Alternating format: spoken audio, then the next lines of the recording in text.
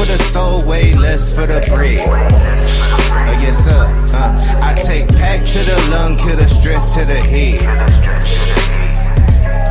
I see the things that they do way less than they say. Cause it's a war on the real, baby, look outside. A war on the real, baby, look out. Cause it's a war on the real, baby, look outside. A war on the real, baby, look out. Cause it's a war on the real, baby, look outside. A war on the real, baby, look out. Cause it's a war on the real, baby, look outside. A war on the real, baby, look out. Shout out to the trying to gentrify the genre. Tell them free my middle finger to your honor. End of days coming down to seconds on the timer. Goofy still trying to purchase that designer. About to buy, learn to grow my own food. Cause I don't like the look they give me in the Whole Foods. And when you stay ready, you ain't gotta get ready. But it ain't on me now, I'm limping cause my heavy. But ain't sweet, think we thin. My whole attitude on MC Ren. It's my neighborhood now, Bob, I bought that. 400 years, how you still ain't caught that? I take pack to the lung, kill the stress to the head. I'm tryna do more for the soul, way less for the bread. Yes sir, I take pack to the lung, kill the stress to the head. I see the things that they do way less than they say. Cause it's a war on the real, baby, look outside. A war on the real, baby, look out. Cause it's a war on the real, baby, look outside. A war on the real, baby, look out. Cause it's a war on the real, baby, look outside. A war on the real, baby, look out. Cause it's a war on the real, baby, look outside. A war on the real, baby, look out. Welcome everyone to another episode of Lancescurv. We're going to cover this tonight, and it was an overwhelming request that I do this. I had to fix my audio as it wasn't behaving correctly, and we've been having lots of power outages up here in the mountains of West Africa. So if for some reason I get knocked off, the debate will continue, the show will continue without me until I get back on. So I just wanted to know from those who are here, I'm not even in that screen yet, how the sound is. I think it's okay. Nobody made a comment yet. Things haven't started yet. I know they won't for a while. And I wanted to share a few words, my perspectives, because people who know me know I'm not really interested in politics. Cargo hustler. Welcome on in, brother. Yes, and I'm saying brother. Okay, I see a picture of a brother, right? I said something like that one time. Hey, brother, and it was a woman. So, Gifty Sydney, welcome on in. Sweet Berry. Yes, I guess they are preparing. You know, sometimes you see these guys. Jamaican Sister Robinson. Greetings here. I'm gonna read some things off. Now I gotta make sure to adjust the sound when this debate comes in. So I have a few little clickings of the buttons to do. But in the meantime, I want to say hello to everybody. And what I'll do is, okay, what do we have here? All right, we'll do it this way. Boom! Hello. I'm here. Gotta make a little adjustment with that edge because I have a green screen behind me. I don't want to lean too much to this side, if you know what I mean. Yes, let me just make some adjustments so it doesn't look like I'm being chopped off at the head. My settings. I haven't done this in a long while, and like I said, at the risk of a power outage just knocking everything out, I said, you know what? We're gonna do this anyway. Just check some things here. Some visual too. That's the problem. And you know what it is. It's a fake green screen. It's a green screen behind me. But I'm just trying to jazz things up. Reese, welcome on in, Reese. Glad to see you here. I think my perspective is a little different from many people. Even those who agree with me, I think there's something more behind this. I also found out how YouTube is, okay, put it this way. I got a bunch of lights told me and it's hot and sweaty. I'm already in Africa, right? It's already hot.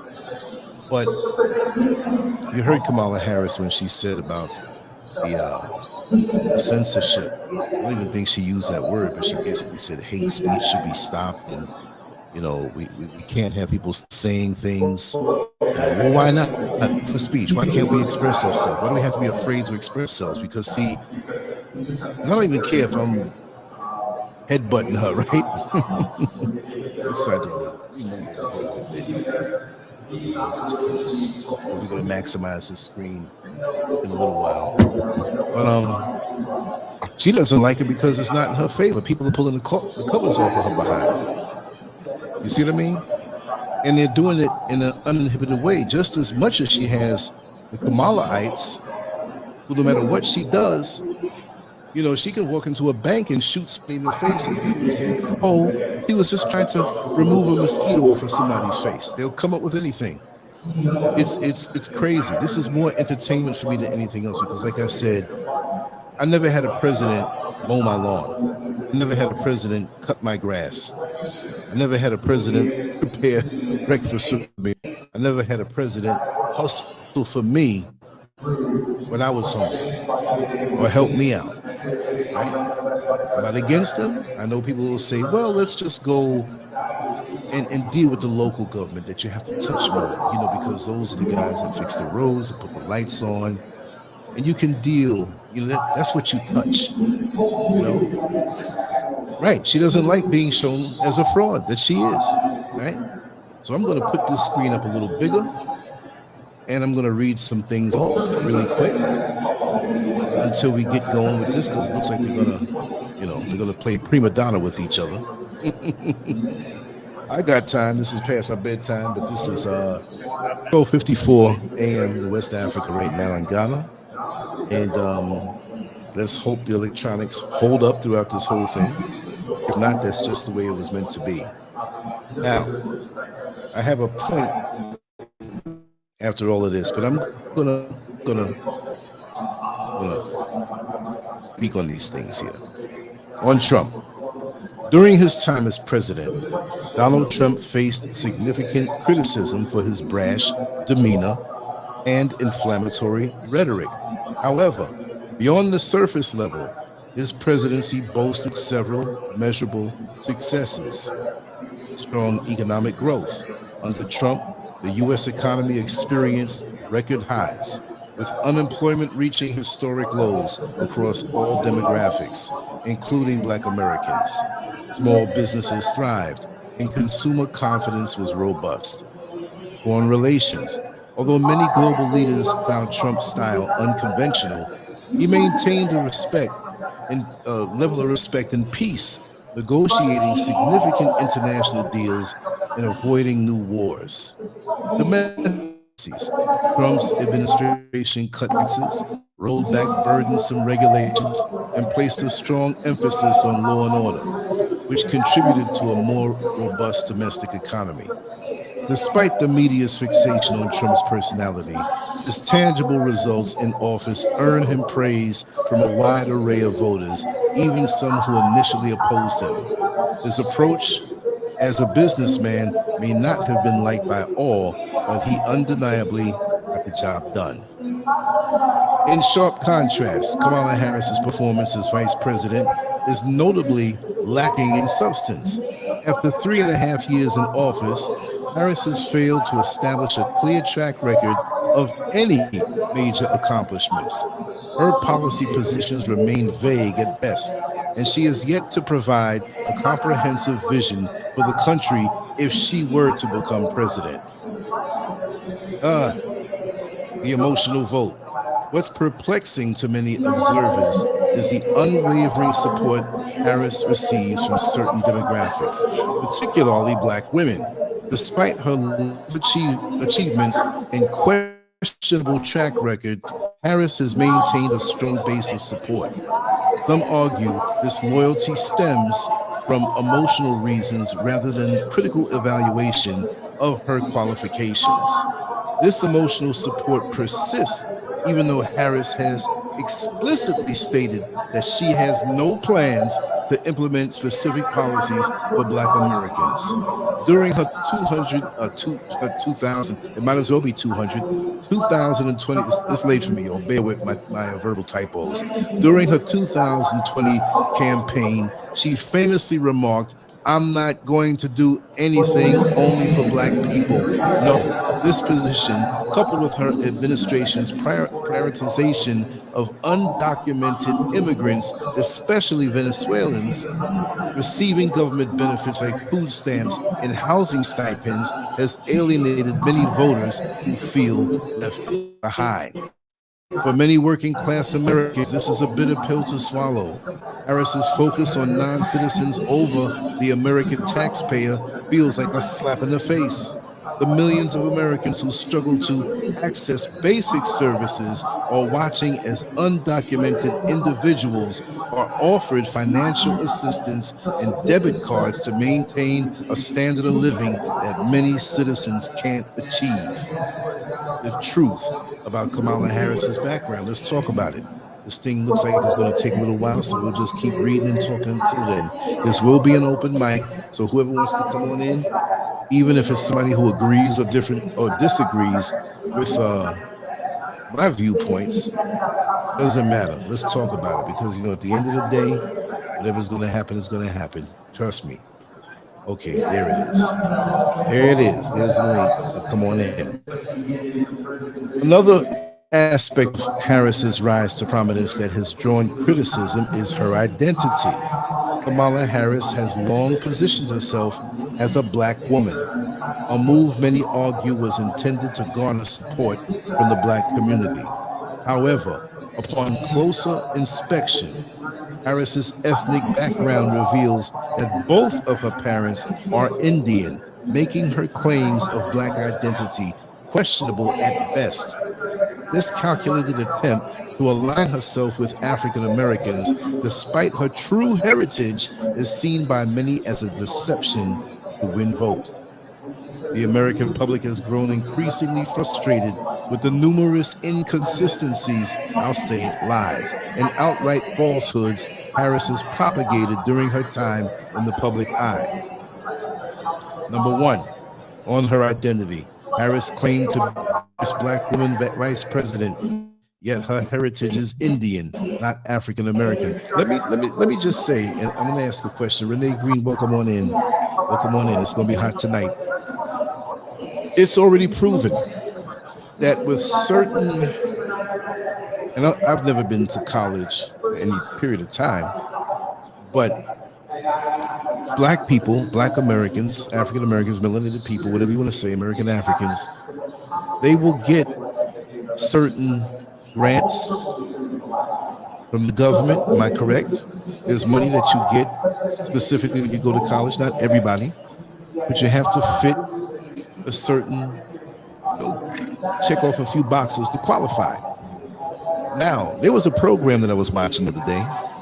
I'm not saying this is every Indian from India, but there have been Indians from India who have passed as in their mannerisms, in their claims, so that they can also receive funds to make it easier to pay for their education. Straight up lying. There was a guy who, and if I'm going to find this clip, I was watching it about 3 days ago, and I thought it was going to be relevant for any show that we speak on with Kamala Harris. What did she put down when she went to school? Did she receive aid?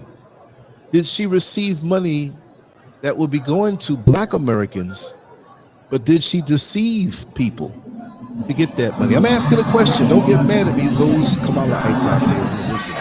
Don't get mad, because when you are a public figure, and the last time I checked, she's been a public figure for a long time, but how can you say certain things and claim to be Black when she pushed the fact that her father is Jamaican? We all assume that it was a Black Jamaican. I've been to Jamaica. There are Chinese folks who are born and raised in Jamaica who speak with the heaviest accent, and it ain't fake. right? There are white people who live in Jamaica who, when you see them, you think they're a tourist, and when they open your mouth, like, oh man, he sounds just like a Jamaican, because they are. There's the childish nicknames, okay? the crazy conspiracy theories, this weird obsession with crowd sizes. Jingles and different things I want to know, who's going to tell him that the job he's currently seeking might just be one of those black jobs? We've got something better to offer the American people. It starts with our candidate, Kamala Harris. Let me just read down this list until the time, I accept your nation. This is like a heavyweight championship fight. This is more entertainment than anything. It is now our turn on stage to do what generations before us have done. Guided by optimism and faith to uphold the awesome responsibility that comes with the greatest privilege on earth, the privilege and pride of being an American. So let's get out there, let's fight for it, let's vote for it, and together, let us. Vice President Harris, often asks his supporters, are you better than you were 4 years ago? When it comes to the economy, do you believe Americans are better off than they were 4 years ago? So I was raised in the middle class, and I actually the only person on the stage with this, I'm gonna read off a little bit more. I don't think they're out on the stage right now. So I'm gonna turn this on. Because here's the thing, we know that we have a shortage of homes and houses, and oftentimes it's too expensive for part. We to raise our children, and I intend on setting a tax cut for those families of $6,000. Let me know if you can still hear me. Child tax credit that they've been a long time, so that those young families can afford to buy a crib. Let me go into my other computer here because I got a couple of things going on to keep the checks going.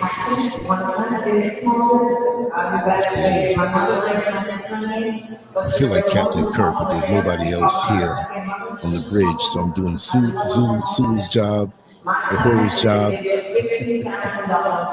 everybody's job here. You might hear it like 1 second. Oh yeah. Okay. Sounds coming through. Which is to provide a tax cut for billionaires and big corporations, which will result in $5 trillion. What extra I have to do here? Bear with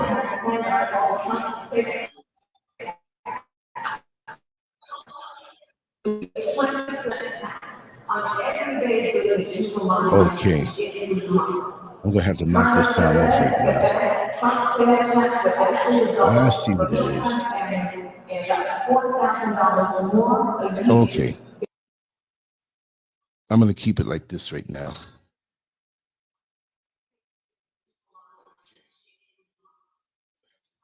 Is this sound still coming through?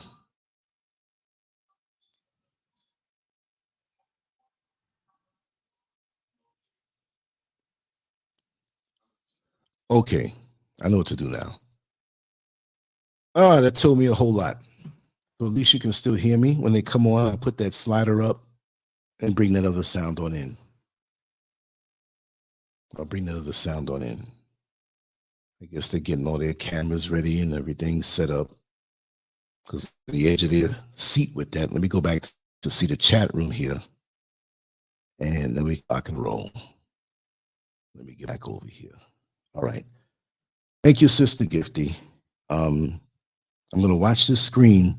If you're watching it on another channel and you see them on stage, because this just can't be it on CNBC. They got to show the actual debate. They're not all sitting around for us to watch. You know what I mean? That would be kind of corny. Yes. Let me just take this call, everybody. Just give me a second. Hello?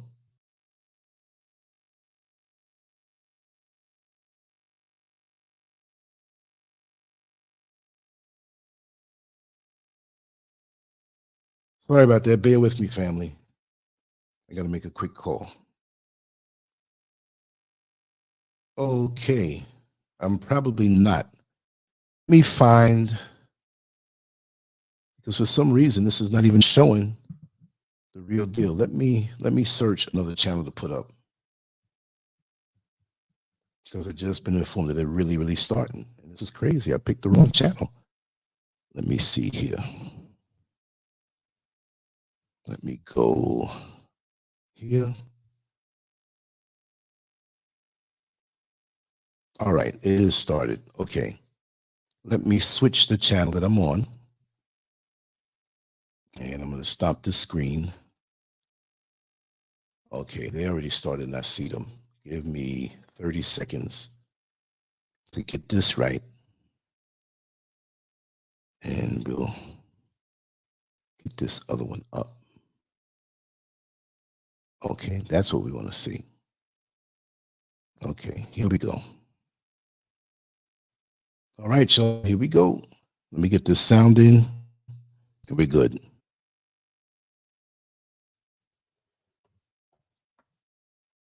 Let me get the sound in.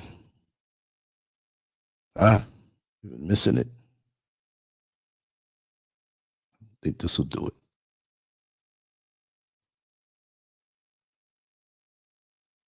Taxes very substantially and create a great economy like I did before. We had the greatest economy. We got hit with a pandemic, and the pandemic was not since 1917, where 100 million people died, has there been anything like it. We did a phenomenal job with the pandemic. We handed them over a country where the economy and where the stock market was higher than it was before the pandemic came in. Nobody's ever seen anything like it. We made ventilators for the entire world. We got gowns, we got masks, we did things that nobody thought possible. And people give me credit for rebuilding the military, for a lot of things, but not enough credit for the great job we did with the pandemic. But the only jobs they got were bounce back jobs. These were jobs bounced back, and it bounced back and it went to their benefit. But I was the one that created them. They know it, and so does everybody else. Vice President Harris, I'll let you respond. So Donald Trump has no plan for you. And when you look at his economic plan, it's all about tax breaks for the richest people.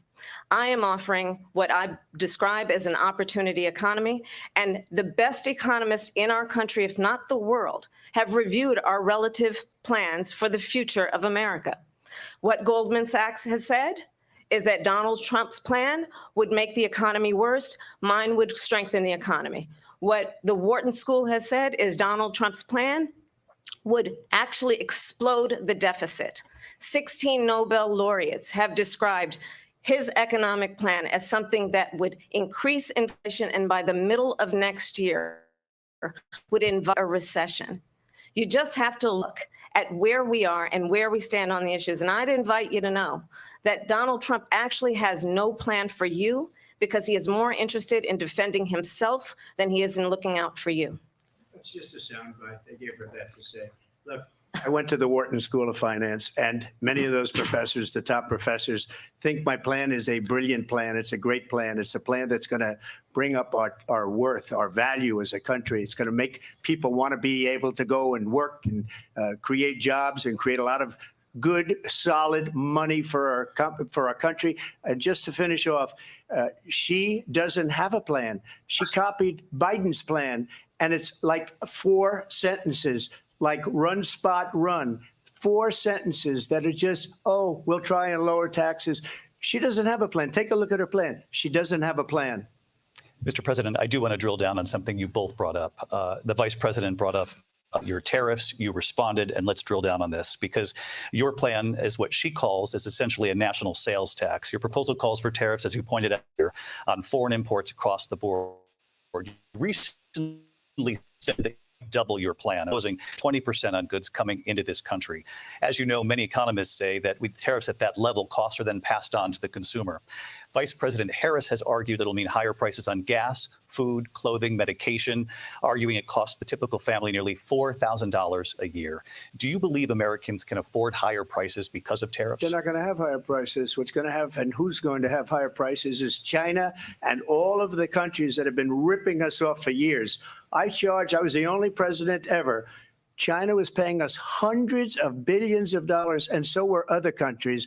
And, you know, if she doesn't like them, they should have gone out and they should have immediately cut the tariffs. But those tariffs are there 3.5 years now under their administration. We are going to take in billions of dollars, hundreds of billions of dollars. I had no inflation, virtually no inflation. They had the highest inflation perhaps in the history of our country, because I've never seen a worse period of time. People can't go out and buy cereal or bacon or eggs or anything else.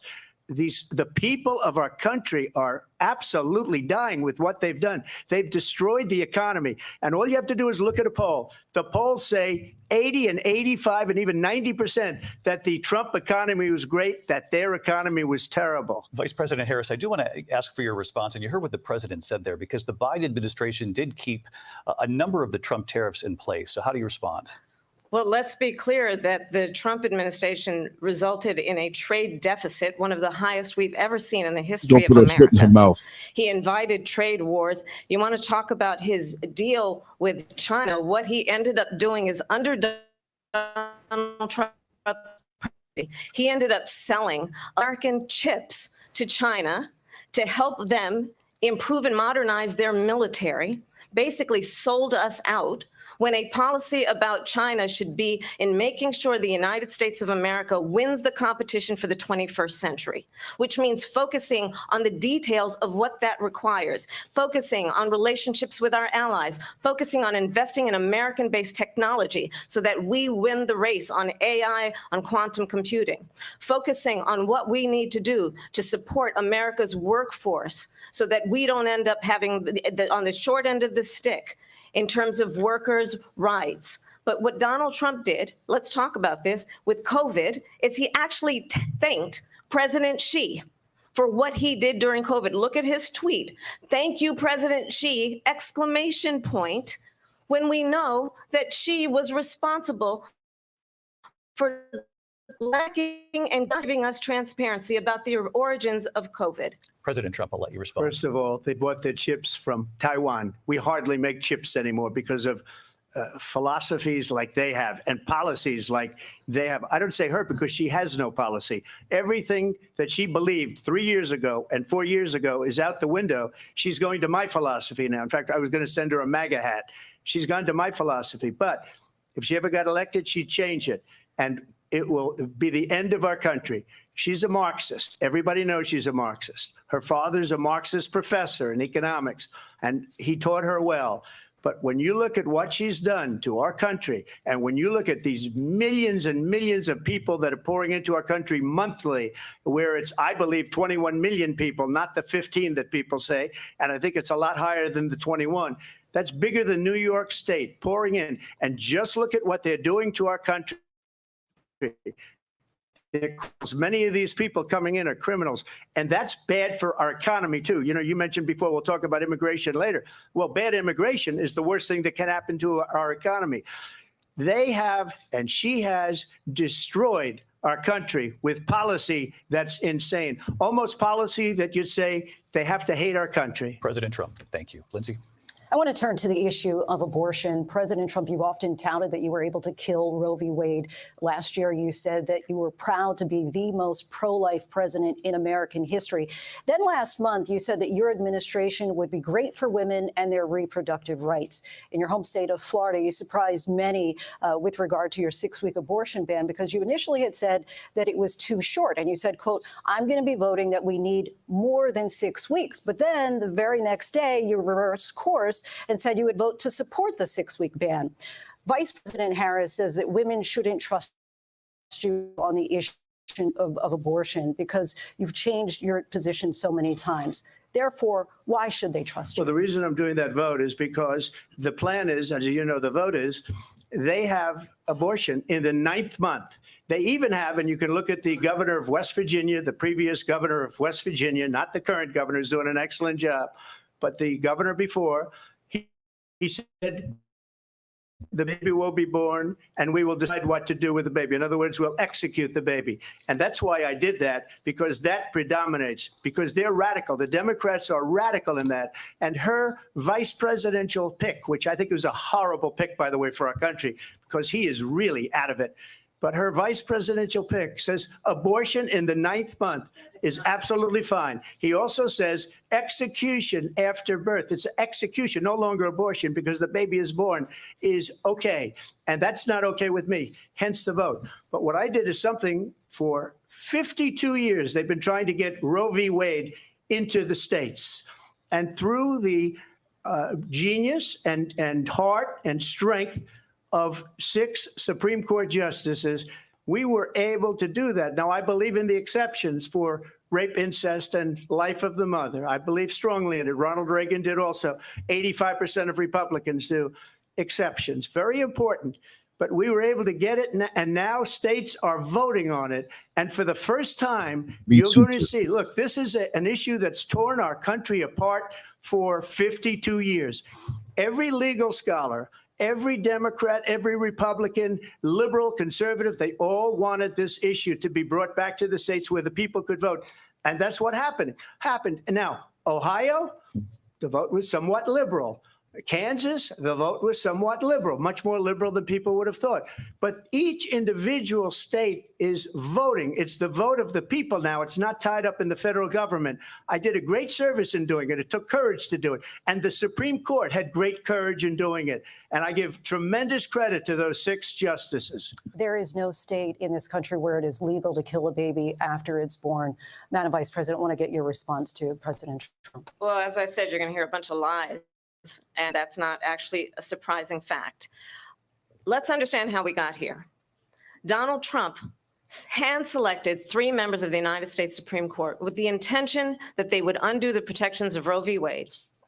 And they did exactly as he intended. And now in over 20 states, there are Trump abortion bans, which make it criminal for a doctor or nurse to provide health care. In one state, it provides prison for life. Trump abortion bans that make no exception even for rape and incest, which understand what that means. A survivor of a crime of violation to their body does not have the right to make a decision about what happens to their body next. That is immoral.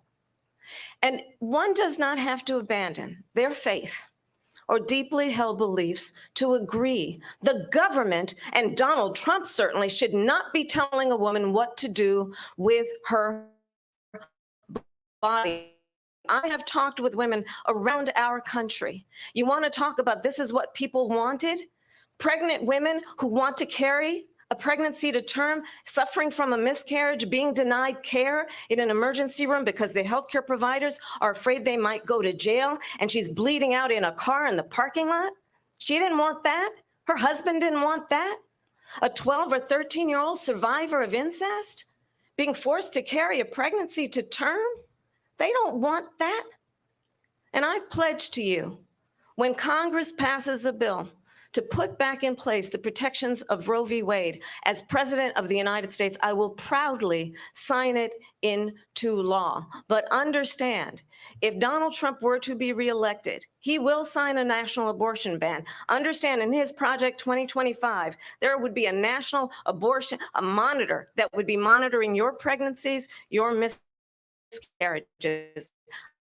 I think the American people believe that certain freedoms, in particular, the freedom to make decisions about one's own body, should not be made by the government. Thank you, Vice President Harris. Well, there she goes again. It's a lie.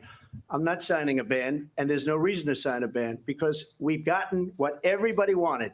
Democrats, Republicans, and everybody else, and every legal scholar wanted it to be brought back into the states, and the states are voting. And it may take a little time, but for 52 years, this issue has torn our country apart, and they've wanted it back in the states. And I did something that nobody thought was possible. The states now vote. What she says is an absolute lie. And as far as the abortion ban, no, I'm not in favor of abortion ban, but it doesn't matter because this issue has now been taken over by the states. Would you veto a national abortion ban if it came to your Well, I won't desk? have to because, again, two things. Number one, she said she'll go back to Congress. She'll never get the vote. It's impossible for her to get the vote, especially now with the 50-50, essentially 50-50 in both Senate and the House. She's not going to get the vote. She can't get the vote. She won't even come close to it. So it's just talk. You know what it reminds me of when they said they're going to get student loans terminated, and it ended up being a total catastrophe. The student loans, and then her, I think probably her boss, if you call him a boss, he spends all his time on the beach.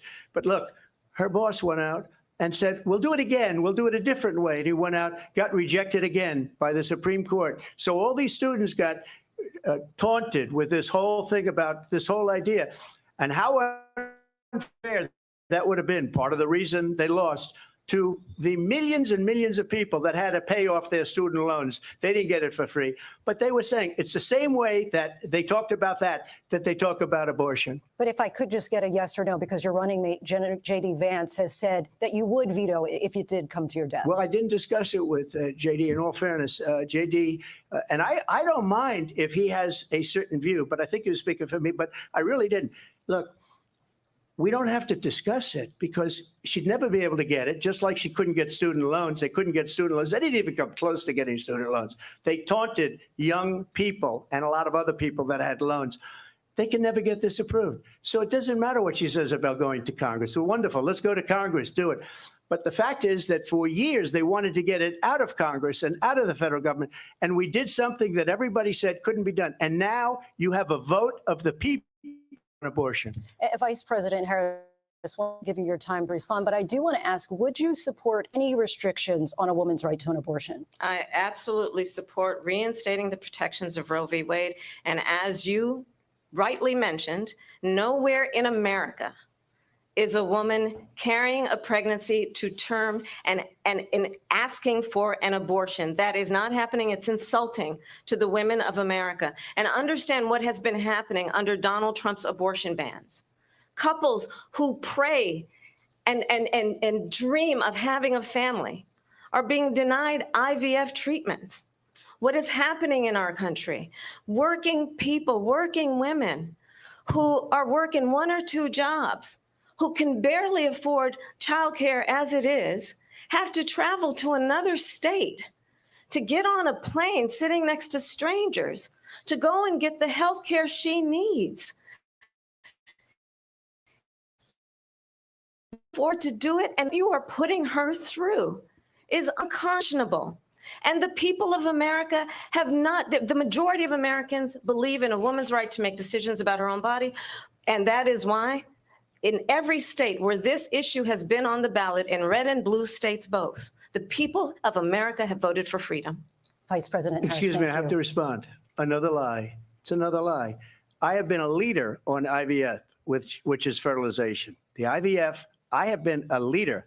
In fact, when they got a very negative decision on IVF from the Alabama courts, I saw the people of Alabama and the legislature 2 days later voted it in. I've been a leader on it. They know that, and everybody else knows it. I have been a leader on fertilization, IVF. And the other thing, you should ask, will she allow abortion in the 8th month, 9th month, 7th month? Come on. Okay, would you do that? Why don't you ask her that question? Why don't you answer That's the question? problem. Would you because veto? Under Roe v. Wade, Answer the question, would you veto? You could do abortions in the 7th month, the 8th month, the 9th That's month, not true. and probably after birth. Just look at the former governor of Virginia. The governor of Virginia said, we put the baby aside, and then we determine what we want to do with the baby. President Trump, thank you. We're going to turn now to immigration and border security. We know it's an issue that's important to Republicans, Democrats, voters across the board in the country. Vice President Harris, you were tasked by President Biden with getting to the root causes of migration from Central America. We know that illegal border crossings reached a record high in the Biden administration. This past June, President Biden imposed tough new asylum restrictions. We know the numbers since then have dropped significantly. But my question to you tonight is, why did the administration wait until 6 months before the election to act? And would you have done anything differently from President Biden on this? So I'm the only person on this stage who has prosecuted transnational criminal organizations for the trafficking of guns, drugs, and human beings. And let me say that the United States Congress, including some of the most conservative members of the United States Senate, came up with a border bill, which I support. And that bill would have put 1,500 more border agents on the border to help those folks who are working there right now overtime, trying to do their job. It would have allowed us to stem the flow of fentanyl coming into the United States. I know there are so many families watching tonight who have been personally affected by the surge of fentanyl in our country. That bill would have put more resources to allow us to prosecute transnational criminal organizations for trafficking in guns, drugs, and human beings. But you know what happened to that bill? Donald Trump got on the phone, called up some folks in Congress and said, kill the bill. And you know why? Because he'd prefer to run on a problem instead of fixing a problem. And understand, this comes at a time where the people of our country actually need a leader who engages in solutions, who actually addresses the problems at hand. But what we have in the former president is someone who would prefer to run on a problem instead of fix the problem. And I'll tell you something, he's going to talk about immigration a lot tonight, even when it's not the subject that is being raised. And I'm going to actually do something really unusual, and I'm going to invite you to attend one of Donald Trump's rallies, because it's a really interesting thing to watch. You will see during the course of his rallies, he talks about fictional characters like Hannibal Lecter. He will talk about windmills cause cancer. And what you will also notice is that people start leaving his rallies early out of exhaustion and boredom. And I will tell you, the one thing you will not hear him talk about is you. You will not hear him talk about your needs, your dreams, and your desires. And I'll tell you, I believe you deserve a president who actually puts you first. And I pledge to you that I will. Vice President Harris, thank you. President Trump, on that point, I want to get your response. Well, I would like to respond. Let me just ask, though, why did you try to kill that bill, and successfully so? That would have put thousands of additional agents to responded to the rallies. She said people start leaving. People don't go to her rallies. There's no reason to go. And the people that do go, she's bussing them in and paying them to be there, and then showing them in a different light. So she can't talk about that. People don't leave my rallies. We have the biggest rallies, the most incredible rallies in the history of politics. That's because people want to take their country back. Our country is being lost. We're a failing nation. And it happened 3.5 years ago. And what's going on here, you're going to end up in World War III, just to go into another subject. What they have done to our country by allowing these millions and millions of people to come into our country, and look at what's happening to the towns all over the United States. And a lot of towns don't want to talk. It's not going to be Aurora or Springfield. A lot of towns don't want to talk about it because they're so embarrassed by it. In Springfield, they're eating the dogs, the people that came in. They're eating the cats. They're eating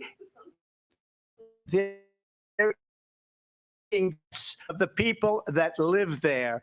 And this is what's happening in our country. And it's a shame. As far as rallies are concerned, as far as the reason they go is they like what I say. They want to bring our country back. They want to make America great again. It's a very simple phrase, make America great again.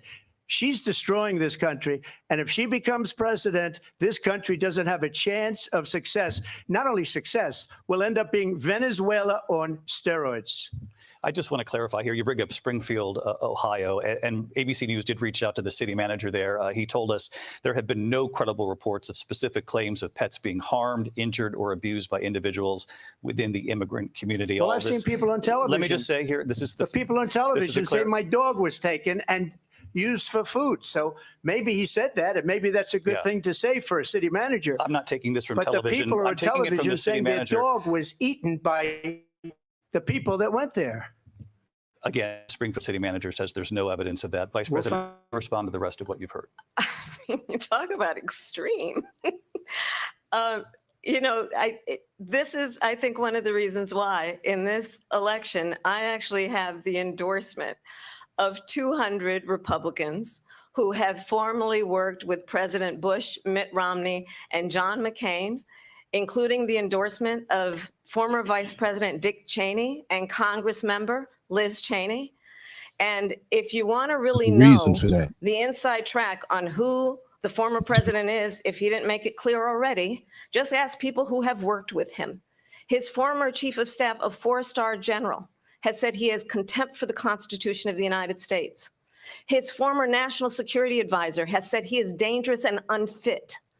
His former Secretary of Defense has said the nation, the republic, would never survive another Trump term. And when we listen to this kind of rhetoric, when the issues that affect the American people are not being addressed, I think the choice is clear in this election. President Trump, I'll give you a quick minute to respond here. Thank you, because when I hear that, see, I'm a different kind of a person. I fired most of those people, not so graciously. They did bad things or a bad job. I fired them. They never fired one person. They didn't fire anybody having to do with Afghanistan and the Taliban and the 13 people who's were just killed, viciously and violently killed. And I got to know the parents and the family. They didn't fire. They should have fired all those generals, all those top people, because that was one of the most incompetently handled situations anybody has ever seen. So when somebody does a bad job, I fire him. And you take a guy like Esper, he was no good, I fired him, so he writes a book. Another one writes a book, because with me, they can write books. With nobody else can they? But they have done such a poor job, and they never fire anybody. Look at the economy. Look at the inflation. They didn't fire any of their economists. They have the same people. That's a good way not to have books written about you. But just to finish, I got more votes than any Republican in history by far. In fact, I got more votes than any president, sitting president in history by far. Let me continue on immigration. It was what you wanted to talk about earlier. So let's get back to your deportation proposal that the vice president has reacted to as well. President Trump, you call this the largest domestic deportation operation in the history of our country. You say you would use the National Guard. You say if things get out of control, you'd have no problem using the U.S. military. Police, yes. You also said you would use local police. How would you deport 11 million undocumented immigrants? I know you believe that number is much higher. Take us through this. What does this look like? Will authorities be going door to door in this country? Yeah, it is much higher because of them. They allowed criminals, many millions of criminals.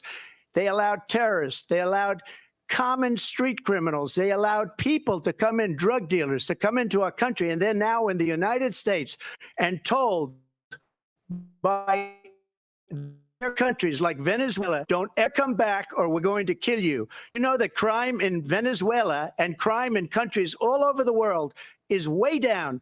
You know why? Because they've taken their criminals off the street and they've given them to her to put into our country. And this will be one of the greatest mistakes in history for them to allow. And I think they probably did it because they think they're going to get votes, but it's not worth it, because they're destroying the fabric of our country by what they've done. There's never been anything done like this at all. They've destroyed the fabric of our country. Millions of people let in, and all over the world, crime is down all over the world except here. Crime here is up and through the roof, despite their fraudulent statements that they made. Crime in this country is through the roof. And we have a new form of crime. It's called migrant crime. And it's happening at levels that nobody thought possible. President Trump, as you know, the FBI says overall violent crime is actually coming out of the country. But Vice excuse me, President the Harris, FBI defrauded. They were big statements. They didn't include our cities. They didn't include the cities with the worst crime. It was a fraud, just like their number of 818,000 jobs that they said they created turned out to be a fraud. President Trump, thank you. I'll let you respond, Vice President Harris. Well, I think this is so rich coming from someone who has been prosecuted for national security crimes, economic crimes, election interference, has been found liable for sexual assault, and his next big court appearance is in November at his own criminal sentencing. And let's be clear where each person stands on the issue of what is important about respect for the rule of law and respect for law enforcement. The former vice president called for defunding federal law enforcement, 45,000 agents, get this, on the day after he was arraigned on 34 felony counts. So let's talk about what is important in race. It is important that we move forward, that we turn the page on this same old tired rhetoric and address the needs of the American people, address what we need to do about the housing shortage, which I have a plan for, address what we must do to support our small businesses, address bringing down the price of groceries. But frankly, the American people are exhausted with this same old tired playbook. Vice President Harris, thank you. Excuse me. Every one of those cases was started by them against their political opponent, and I'm winning most of them, and I will win the rest on appeal. And you saw that with the decision that came down just recently from the Supreme Court. I'm winning most of them. But those are cases, it's called weaponization. Never happened in this country. They weaponized the Justice Department. Every one of those cases was involved with the DOJ, from Atlanta and Fani Willis to the Attorney General of New York and the DA in New York, every one of those cases. And then they say, oh, he's a criminal. They're the ones that made them go after me. By the way, Joe Biden was found essentially guilty on the documents case. And what happened in my documents case? They said, oh, that's the toughest of them all. A complete and total victory. 2 months ago, it was thrown out. It's weaponization, and they used it, and it's never happened in this country. They used it to try and win an election. Trump, thank you. A really quick response here, Vice President Harris, on this notion of weaponization of the Justice Department. Well, let's talk about extreme and understand the context in which this election in 2024 is taking place. You're right. The United States Supreme Court recently ruled that the former president would essentially be immune from any misconduct if he were to enter the White House again. Understand, this is someone who has openly said he would terminate, I'm quoting, terminate the Constitution of the United States, that he would weaponize the Department of Justice against his political enemies. Someone who has openly expressed disdain for members of our military. Understand what it would mean if Donald Trump were back in the White House with no guardrails, because certainly we know now the court won't stop him. We know J.D. Vance is not going to stop him. It's up to the American people. Vice President Harris, thank you. Lindsay? Vice President Harris, in your last run for president. Weaponized, please. She's the one that weaponized, not me. She weaponized. I probably took a bullet to the head because of the things that they say about me. They talk about democracy. I'm a threat to democracy. They're the threat to democracy with a fake Russia investigation that went nowhere. We have a lot to get to. Lindsay? Vice President Harris, in your last run for president, you said you wanted to ban fracking. Now you don't. You wanted mandatory government buyback programs for assault weapons. Now your campaign says you don't. You supported decriminalizing border crossings. Now you're taking a harder line. I know you say that your values have not changed. So then why have so many of your policy positions changed? So my values have not changed, and I'm going to discuss at least every point that you've made. But in particular, let's talk about fracking, because we're here in Pennsylvania. I made that very clear in 2020. I will not ban fracking. I have not banned fracking as Vice President of the United States. And in fact, I was the tie-breaking vote on the Inflation Reduction Act, which opened new leases for fracking. My position is that we have got to invest in diverse sources of energy so we reduce our reliance on foreign oil. We have had the largest increase in domestic oil production in history because of an approach that recognizes that we cannot over-rely on foreign oil. As it relates to my values, let me tell you, I grew up a middle-class kid raised by a hardworking mother who worked and saved and was able to buy a first home when I was a teenager. The values I bring to the importance of home ownership, knowing not everybody got handed $400 million on a silver platter and then filed bankruptcy 6 times, is a value that I bring to my work, to say we are going to work with the private sector and home builders to increase 3 million homes, increase by 3 million homes by the end of my first term. My work that is related to having a friend when I was in high school who was sexually assaulted by her stepfather. And my focus then on protecting women and children from violent crime is based on a value that is deeply grounded in the importance of standing up for those who are most vulnerable. My work that is about protecting Social Security and Medicare is based on long-standing work that I have done, protecting seniors from scams. My values have not changed. And what is important is that there is a president who actually brings and a perspective that is about lifting people up and not beating people down. And name calling. The true measure of the leader is the leader who actually understands the strength is not in beating people down, it's in lifting people up. I intend to be that president. President Trump, your Well, first of all, I response? wasn't given $400 million. I wish I was. My father was a Brooklyn builder, Brooklyn, Queens, and a great father, and I learned a lot from him. But I was given a fraction of that, a tiny fraction, and I built it into many, many billions of dollars, many, many billions. And when people see it, they are even surprised. So we don't have to talk about that. Fracking, she's been against it for 12 years. Defund the police, she's been against that forever. She gave all that stuff up very wrongly, very horribly, and everybody's laughing at it, okay? They're all laughing at it. She gave up at least 12 and probably 14 or 15 different policies. Like, she was big on the police. In Minnesota, she went out, I'm talking now, if you don't mind, please. Does that sound familiar? She went out in Minnesota and wanted to let criminals that killed people, that burned down Minneapolis, she went out and raised money to get them out of jail.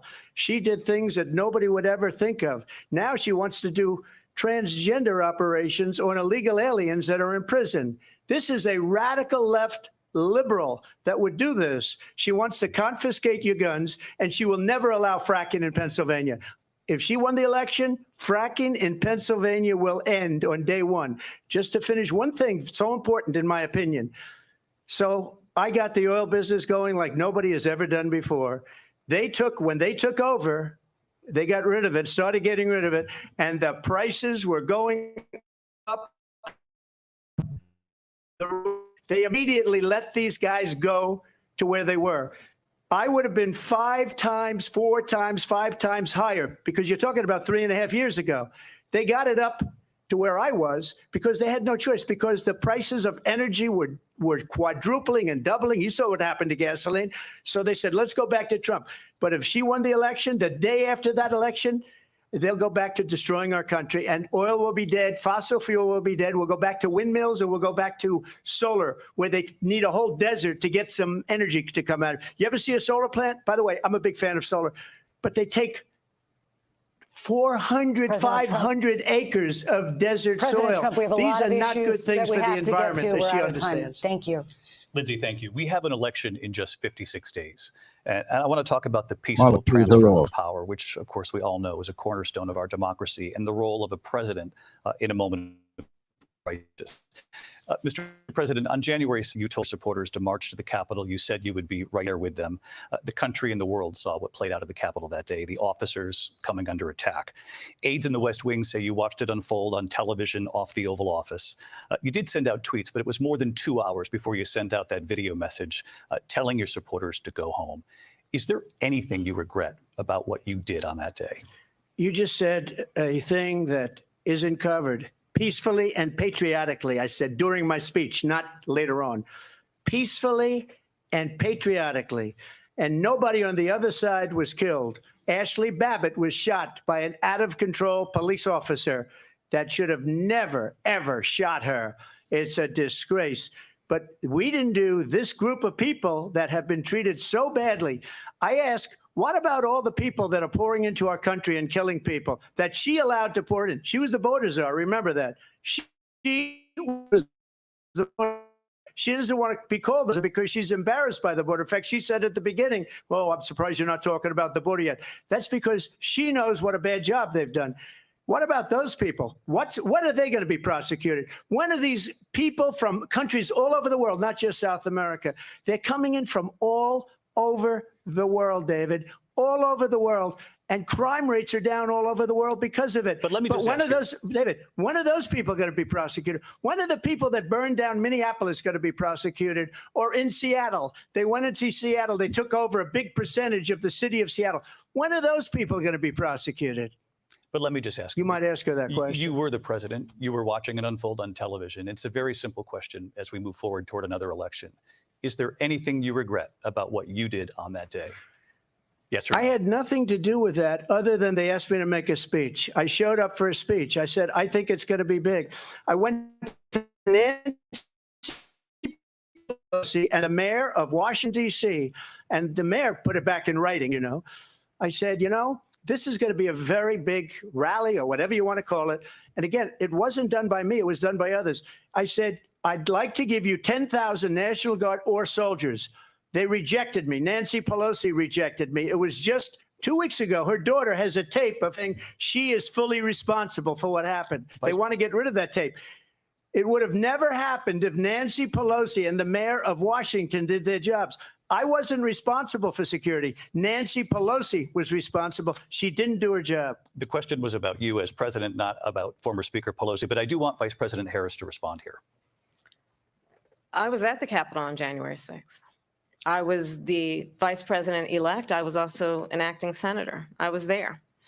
And on that day, the President of the United States incited a violent mob to attack our nation's capital, to desecrate our nation's capital. On that day, 140 law enforcement officers were injured, and some died.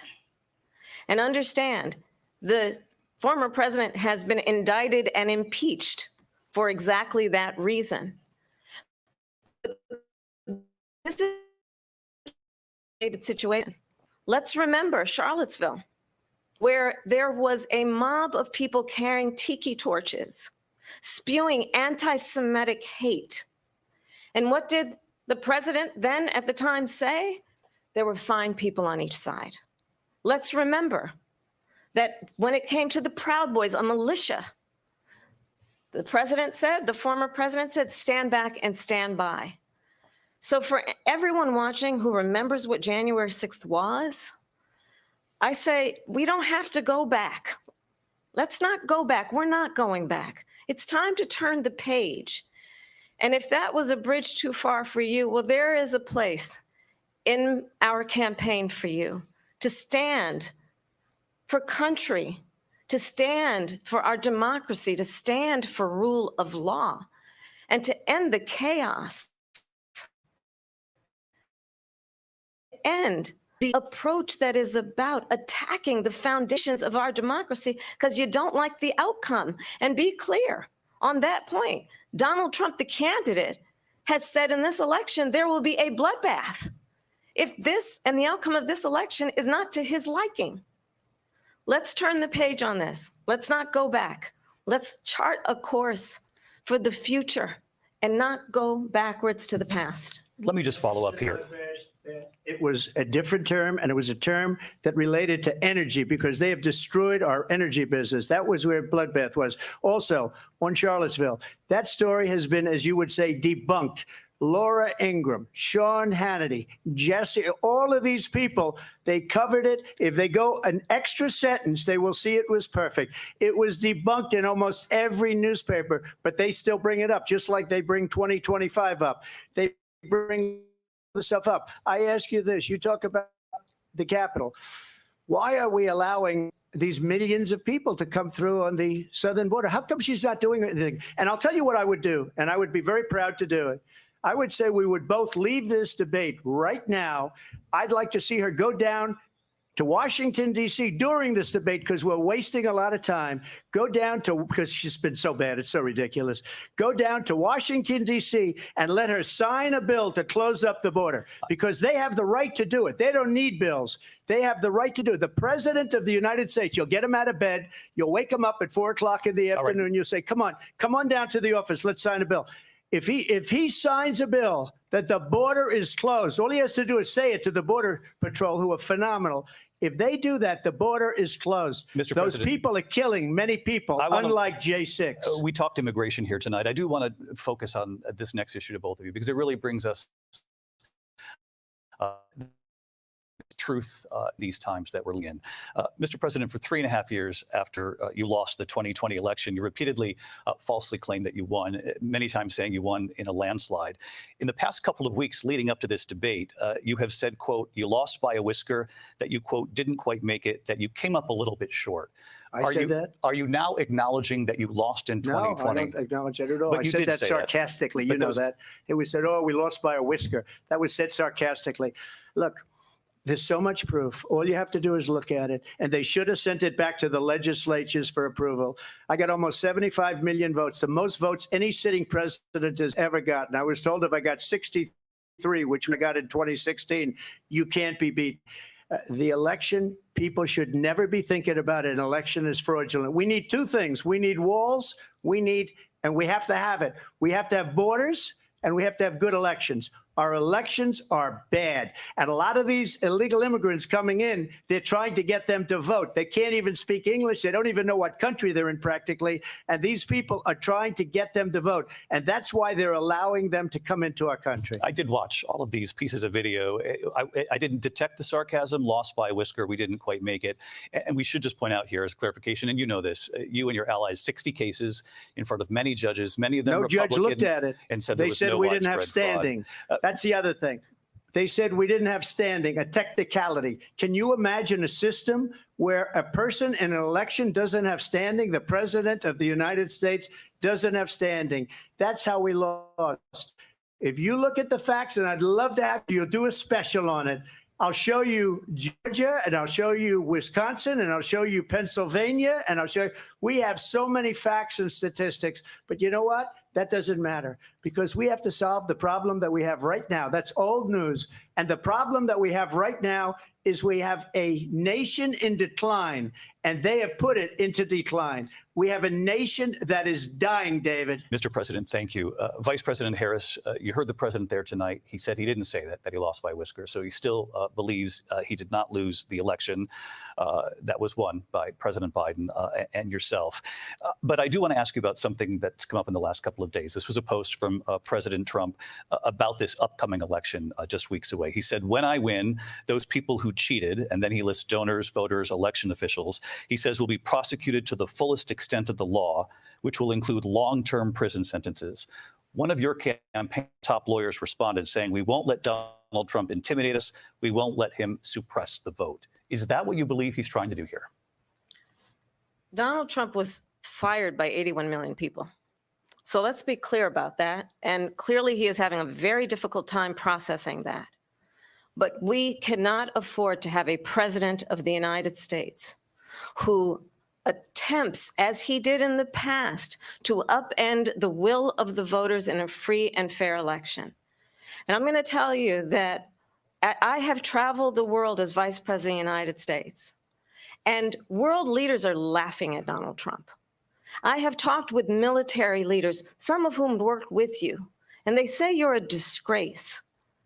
And when you then talk in this way in a presidential debate and deny what over and over again are court cases you have lost because you did in fact lose that election, it leads one to believe that perhaps we do not have in the candidate to my right the temperament or the ability to not be confused about fact. That's deeply troubling, and the American people deserve better. I'll give you 1 minute to respond, Mr. President. Let me just say about world leaders. Viktor Orban, one of the most respected men, they call him a strong man. He's a tough person, smart. Prime Minister of Hungary. They said, why is the whole world blowing up? 3 years ago, it wasn't. Why is it blowing up? He said, because you need Trump back as president. They were afraid of him. China was afraid, and I don't like to use the word afraid, but I'm just quoting him. China was afraid of him. North Korea was afraid of him. Look at what's going on with North Korea, by the way. He said Russia was afraid of him. I ended the Nord Stream 2 pipeline, and Biden put it back on day one, but he ended the XL pipeline. The XL pipeline in our country, he ended that. But he let the Russians build a pipeline going all over Europe and heading into Germany, the biggest pipeline in the world. Look, Viktor Orban said it. He said the most respected, most feared is Donald Trump. We had no problems when Trump was president. But when this weak, pathetic man that you saw at a debate just a few months ago, that if he weren't in that debate, he'd be running instead of her. She got no votes. He got 14 million votes. What you did, you talk about a threat to democracy. He got 14 million votes, and they threw him out of office. And you know what? I'll give you a little secret. He hates her. He can't stand her. But he got 14 million votes. They threw him out. She got 0 votes. And when she ran, She was the first one to leave because she failed. And now she's running. I don't understand it, but I'm okay with it because your time is I think up. we're going to do very well. We've got a lot more to get to. Turning now Yes. to the Israel-Hamas war and the hostages who are still Body being held, pose. Americans among them. Vice President Harris, in December, you said, quote, Israel has a right to defend itself, but you added, quote, it matters how, saying international humanitarian law must be respected. Israel must do more to protect innocent civilians. You said 9 months ago, now an estimated 40,000 Palestinians are dead. Nearly 100 hostages remain. Just last week, Prime Minister Benjamin Netanyahu said there's not a deal in the making. President Biden has not been able to break through the stalemate. How would you do it? Well, let's understand how we got here. On October 7, Hamas, a terrorist organization, slaughtered 1,200 Israelis, many of them young people who were simply attending a concert. Women were horribly raped. And so absolutely, I said then, I say now, Israel has a right to defend itself. We would.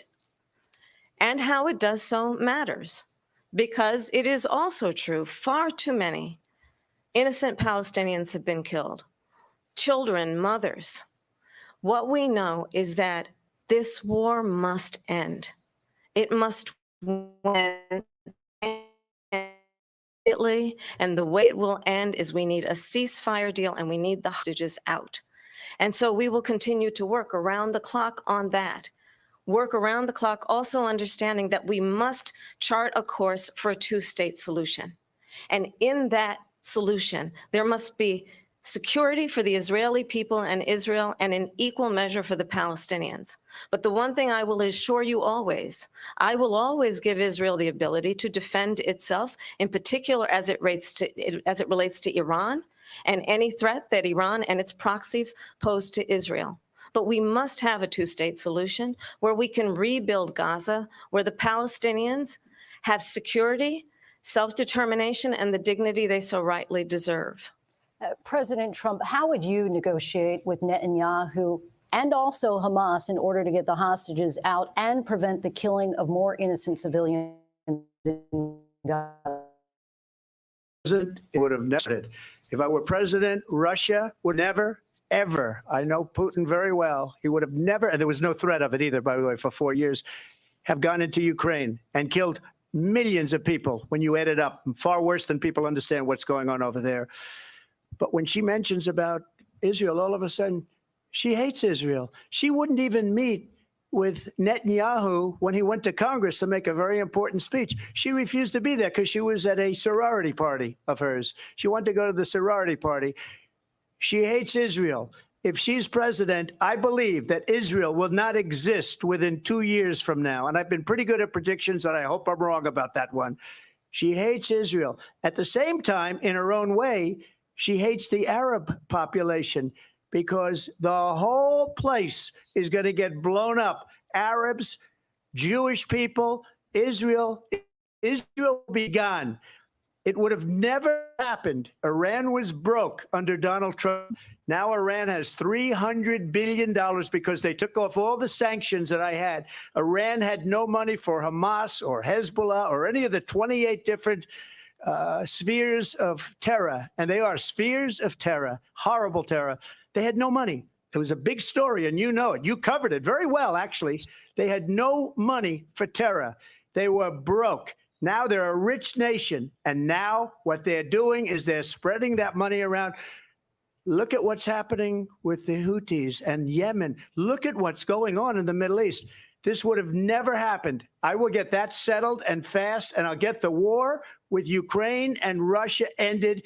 If I'm president-elect, I'll get it done before even becoming president. Vice President Harris, he says you hate Israel. That's absolutely not true. I have my entire career and life supported Israel and the Israeli people. He knows that. He's trying to, again, divide and distract from the reality, which is it is very well known that Donald Trump is weak and wrong on national security and foreign policy. It is well known that he admires dictators, wants to be a dictator on day one, according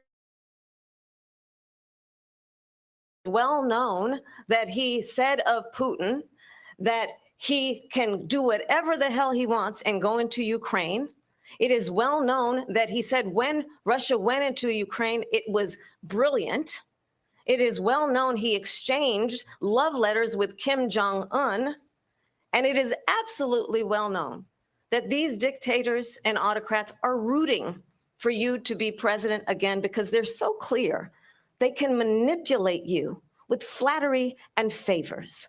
And that is why so many military leaders who you have worked with have told me you are a disgrace. That is why we understand that we have to have a president who is not consistently weak and wrong on Vice national President security, Harris. including the importance of upholding and respecting in highest regard our military. Vice President Harris, thank you.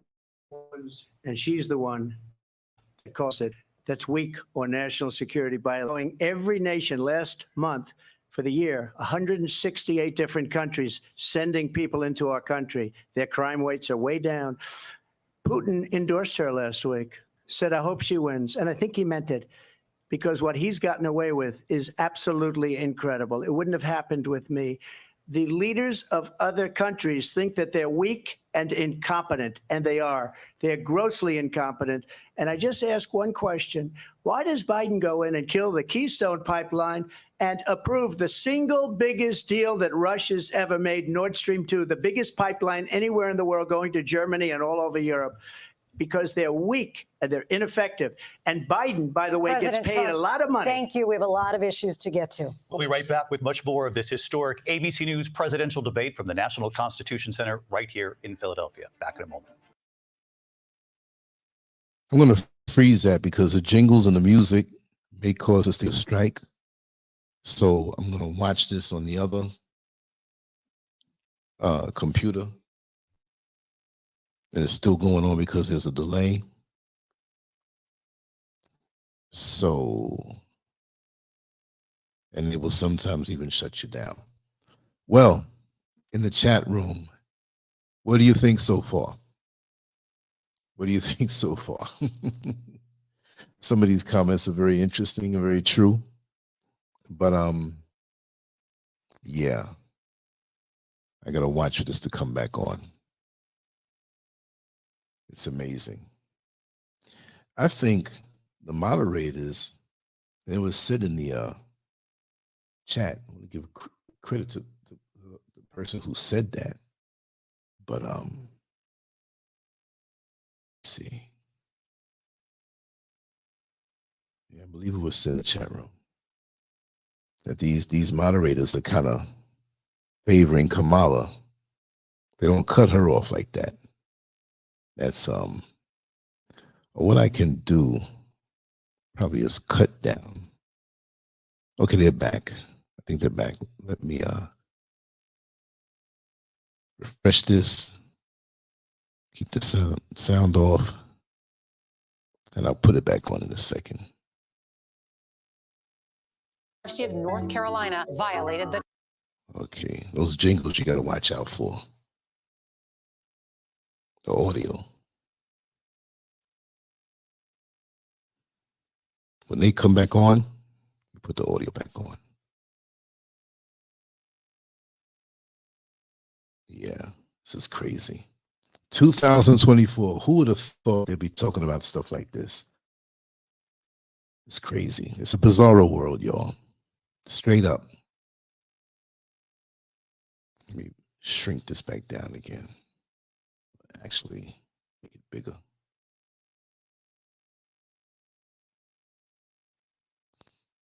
The sound comes back on when we get right back to them.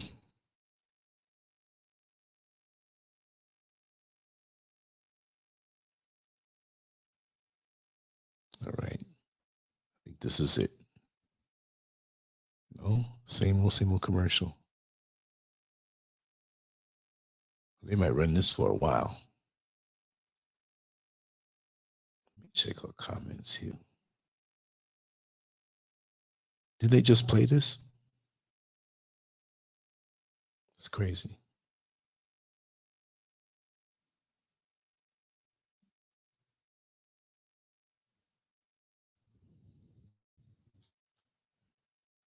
I guess they gave him a bathroom break. Riri, good to see you here.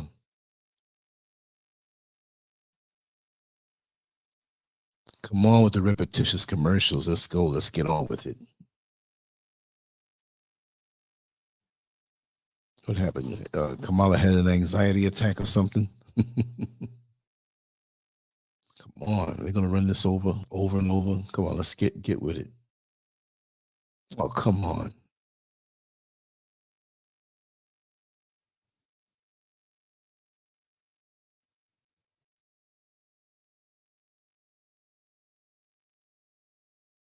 Yeah, they're going to run this until they're ready.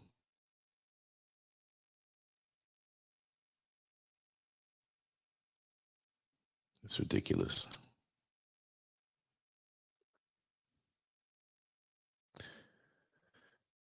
Let me just say, in the meantime and in between time, that I just feel they're railroading Kamala. All the inflated this and the inflated that, and they say she's not getting much support, but they'll tell you different because the so-called elites have their hand all over this whole thing. I think they're back. Let me get the sound back in.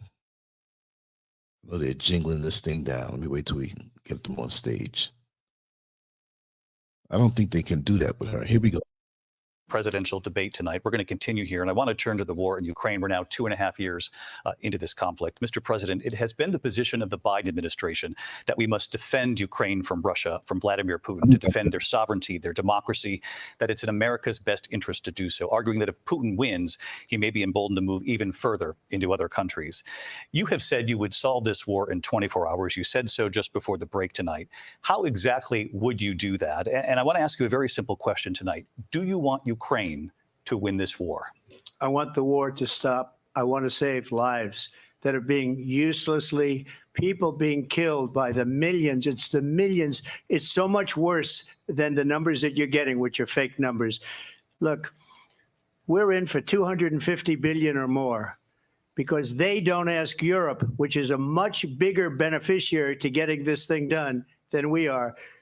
They're in for $150 billion less because Biden and you don't have the courage to ask Europe like I did with NATO.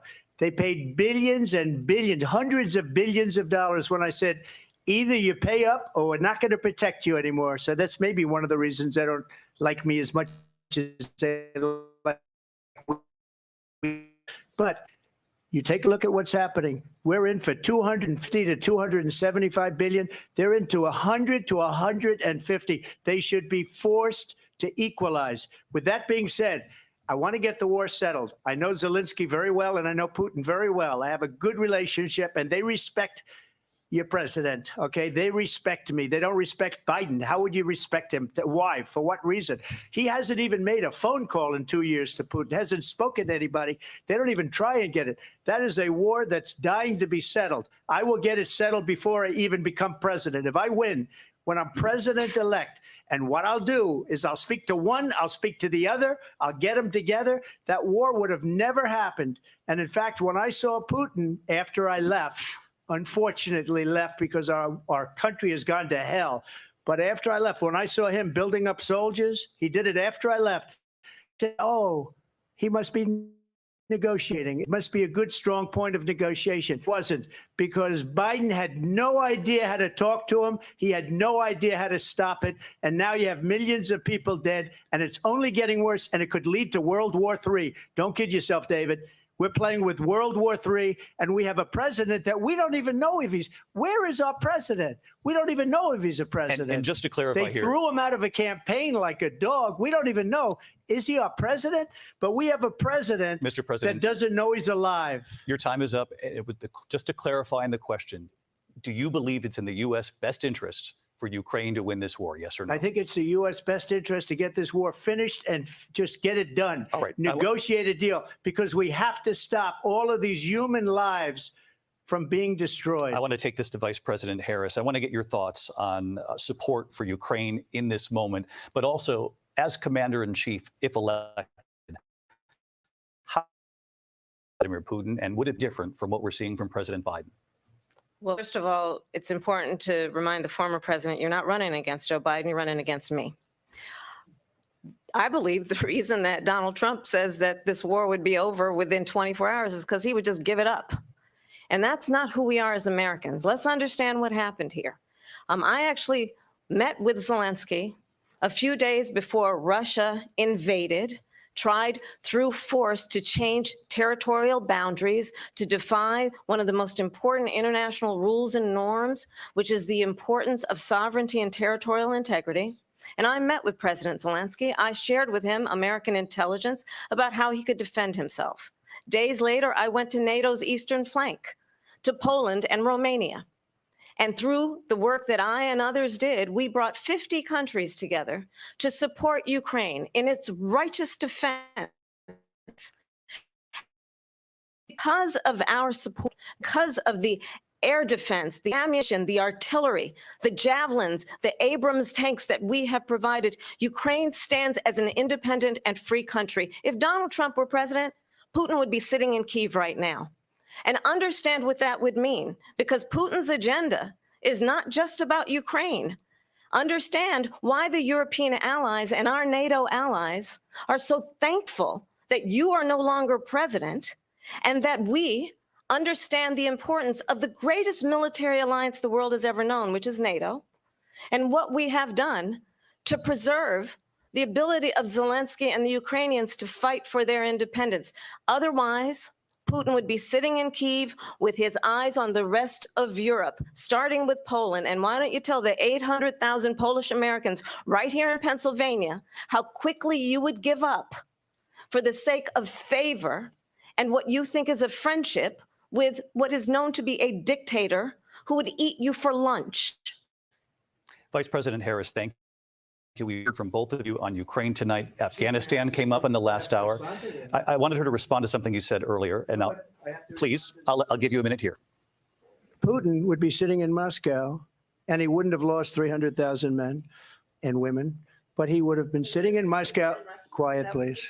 He would have been sitting in Moscow much happier than he is right now. But eventually, you know, he's got a thing that other people don't have. He's got nuclear weapons. They don't ever talk about that. He's got nuclear weapons. Nobody ever thinks about that. And eventually, maybe he'll use them, and maybe he hasn't been that threatening, but he does have that. Something we don't even like to talk about. Nobody likes to talk about it. But just so you understand, they sent her to negotiate peace before this war started. 3 days later, he went in and he started the war because everything they said was weak and stupid. They said the wrong things. That war should have never started. She was the emissary. They sent her in to negotiate with Putin, and she did. And the war started 3 days later. And that's the kind of talent we have with her. She's worse than Biden. In my opinion, I think he's the worst president in the history of our country. She goes down as the worst vice president in the history of our country. But let me tell you something. She is a horrible negotiator. They sent her in to negotiate. As soon as they left, Putin did the invasion. President Trump, thank you. You did bring up something. You said she went to negotiate with Vladimir Putin. Vice President Harris, have you ever met Vladimir Putin? Can you clarify tonight? Yet again, I said it at the beginning of this debate, you're going to hear a bunch of lies coming from this fellow. And that is another one. When I went to meet with President Zelensky, I've now met with him over 5 times. The reality is it has been about standing as America always should, as a leader upholding international rules and norms, as a leader who shows understanding that the alliances we have around the world are dependent on our ability to look out for our friends and not favor our enemies because you adore strongmen instead of caring about democracy. And that is very much what is at stake here. The President of the United States is commander-in-chief, and the American people have a right to rely on a president who understands the significance of America's role and responsibility in terms of ensuring that there is stability and ensuring we stand up for our principles and not sell them for the benefit of personal flattery. We've talked about Ukraine and Vladimir Putin. I do want to talk about Afghanistan. It came up in the first hour of this debate. I want to move on to Afghanistan. Stoltenberg said Trump did the most amazing thing I've ever seen. He got these countries, the 28 countries at the time, to pay up. He said, I've never seen, he's the head of NATO. He said, I've never seen. For years, we were paying almost all of NATO. We were being ripped off by European nations, both on trade and on NATO. I got them to pay up by saying one of the statements you made before, if you don't pay, we're not going to protect you. President Otherwise, Trump. we would have never gotten it. He said it was one of the most incredible jobs that he's ever seen done. Thank you. Afghanistan. It came first hour of the debate, and we witnessed a poignant moment in Capitol Hill honoring the soldiers who died in the chaotic withdrawal from Afghanistan. I do want to ask the Vice President, do you believe you bear any responsibility in the way that withdrawal played out? Well, I will tell you, I agreed with President Biden's decision to pull out of Afghanistan. 4 presidents said they would, and Joe Biden did. And as a result, America's taxpayers are not paying the $300 million a day we were paying for that endless war. And as of today, there is not one member of the United States military who is in active duty in a combat zone in any war zone around the world, the first time this century. But let's understand how we got to where we are. Donald Trump, when he was president, negotiated one of the weakest deals you can imagine. He calls himself a deal maker. Even his national security advisor said it was a weak, terrible deal. And here's how it went down. He bypassed the government. He negotiated directly with a terrorist organization called the Taliban. The negotiation involved the Taliban getting 5,000 Taliban terrorists released. And get this, and the president at the time invited the Taliban to Camp David, a place of storied significance for us as Americans, a place where we honor the importance of American diplomacy, where we invite and receive respected world leaders. And this former president, as president, invited them to Camp David because he does not, again, appreciate the role and responsibility of the President of the United States to be commander-in-chief with a level of respect. And the point of how he has consistently disparaged and demeaned members of our military, fallen soldiers, and the work that we must do to uphold the strength and the respect of the United States of America around the world. Vice President Harris, thank you. President Trump, your response to her saying that you began the negotiations with the Taliban. So if you take a look at that period of time, the Taliban was killing our soldiers, a lot of them, with snipers. And I got involved with the Taliban because the Taliban was doing the killing. That's the fighting force within Afghanistan. They don't bother doing that because, you know, they deal with the wrong people all the time. But I got involved. And Abdul is the head of the Taliban. He is still the head of the Taliban. And I told Abdul, don't do it anymore. You do it anymore, you're going to have problems. And he said, why do you send me a picture of my house? I said, you're going to have to figure that out, Abdul. And for 18 months, we had nobody killed. We were negotiated by Mike Pompeo. It was a very good agreement. The reason it was, we were getting out. We would have been out faster than them, but we wouldn't have lost the soldiers. We wouldn't have left many Americans behind, and we wouldn't have left $85 billion worth of brand new, beautiful military equipment behind. And just to finish, they blew it. The agreement said you have to do this, this, this, this, this, and they didn't do it. They didn't do it. The agreement was terminated by us because they didn't do what they were supposed to do. I want to move on. And these people did the worst withdrawal and, in my opinion, the most embarrassing moment in the history of our country. And by the way, that's why Russia attacked Ukraine, because they saw how incompetent she and her boss are. President Trump, thank you. I want to move on now to race and politics in this country. Mr. President, you recently said of Vice President Harris, quote, I didn't know she was Black until a number of years ago when she happened to turn Black, and now she wants to be known as Black. I want to ask a bigger picture question here tonight. Why do you believe it's appropriate to weigh in on the racial identity of your opponent? I don't, and I don't care. I don't care what she is. I don't care. You make a big deal out of something. I couldn't care less. Whatever she wants to be is okay with me. But those were your words. So I'm I asking. don't know. I don't know. I mean, all I can say is I read where she was not black, that she put out, and I'll say that. And then I read that she was black, and that's okay. Either one was okay with me. That's up to her. That's up to her. Vice President Harris, your thoughts on this?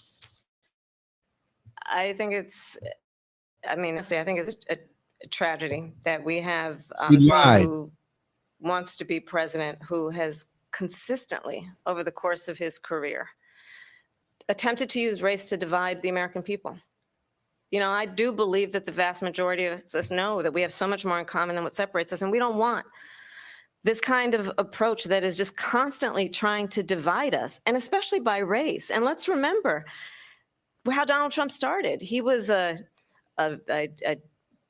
land, he owned buildings, and he was investigated because he refused to rent property to black families. Let's remember, this is the same individual who took out a full-page ad in the New York Times calling for the execution of 5 young Black and Latino boys who were innocent in Park 5. Took out a full-page ad calling for execution. This is the same individual who spread birther lies about the first Black president of the United States. And I think the American people want better than that, want better than this, want someone who understands, as I do, I travel our country. We see in each other a friend. We see in each other a neighbor. We don't want a leader who is constantly trying to have Americans point their fingers at each other. I meet with people all the time who tell me, can we please just have discourse about how we're going to invest in the aspirations and the ambitions and the dreams of the American people? Knowing that regardless of people's color or the language their grandmother speaks, we all have the same dreams and aspirations and want a president who invests in those, not in hate and division.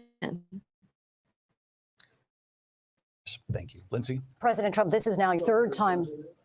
This is the most divisive presidency in the history of our country. There's never been anything like it. They're destroying our country, and they come up with things like what she just said. Going back many, many years, when a lot of people, including Mayor Bloomberg, agreed with me on the Central Park 5, they admitted, they said, they pled guilty.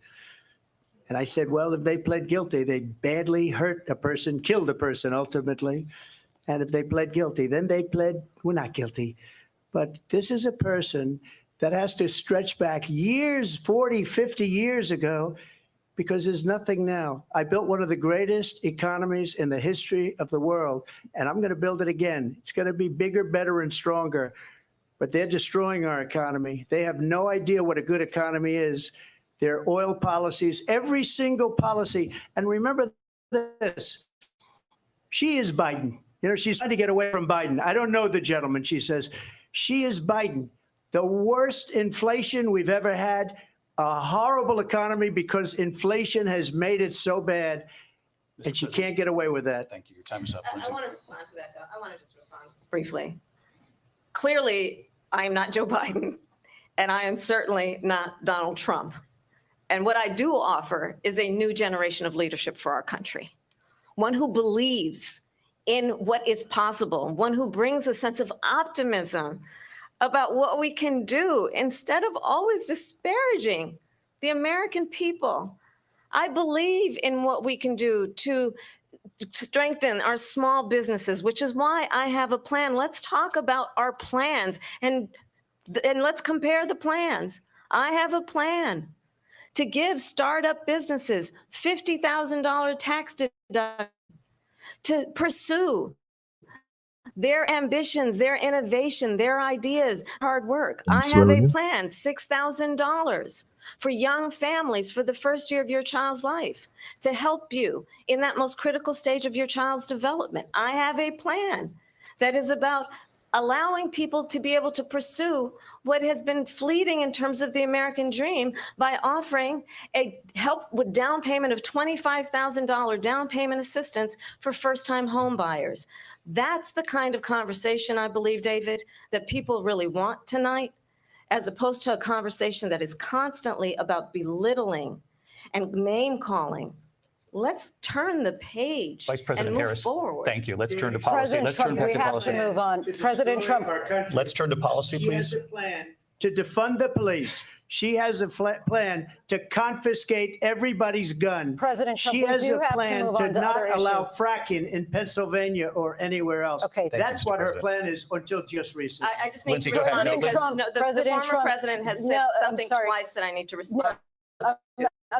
We're just going need to to move on, respond Vice one President time Harris. to what he has President said Trump, this multiple is times. now your Yes. third time running for president. You have long vowed to repeal and replace the Affordable Care Act, also known as Obamacare. You have failed to accomplish that. You now say you're going to keep Obamacare, quote, unless we can do something much better. Correct. Last month, you said, quote, we're working on it. So tonight, 9 years after you first started running, do you have a plan, and can you tell us what it is? Obamacare was lousy health care, always was. It's not very good today.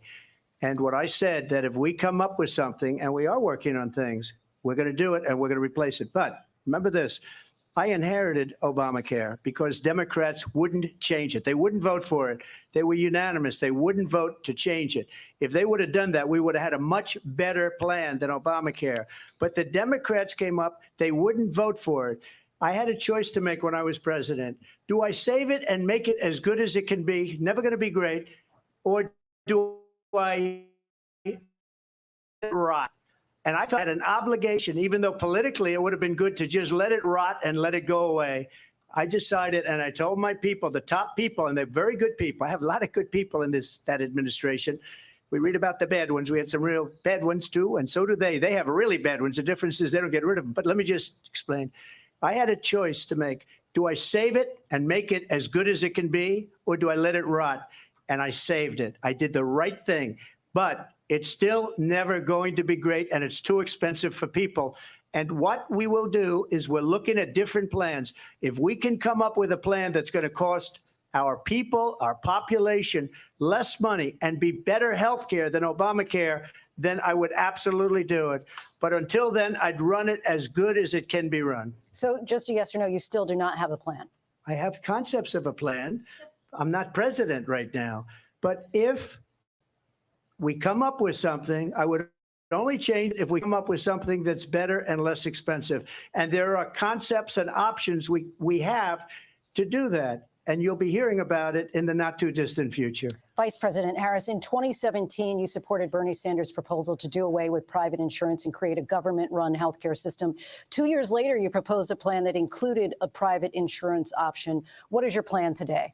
Well, first of all, I absolutely support, and over the last 4 years as vice president, private healthcare options. But what we need to do is maintain and grow the Affordable Care Act. But I'll get to that, Lindsay. I just need to respond to a previous point that the former president has made. I've made very clear my position on fracking. And then this business about taking everyone's guns away.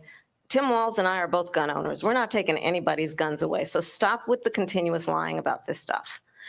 As it relates to the Affordable Care Act, understand, just look at the history to know where people stand. When Donald Trump was president, 60 times he tried to get rid of the Affordable Care Act. 60 times. I was a senator at the time when I will never forget the early morning hours when it was up for a vote in the United States Senate.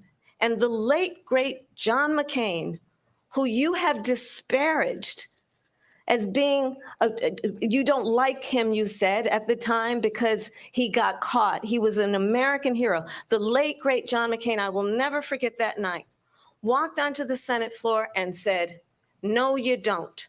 No, you don't. No, you don't get rid of the Affordable Care Act. You have no plan.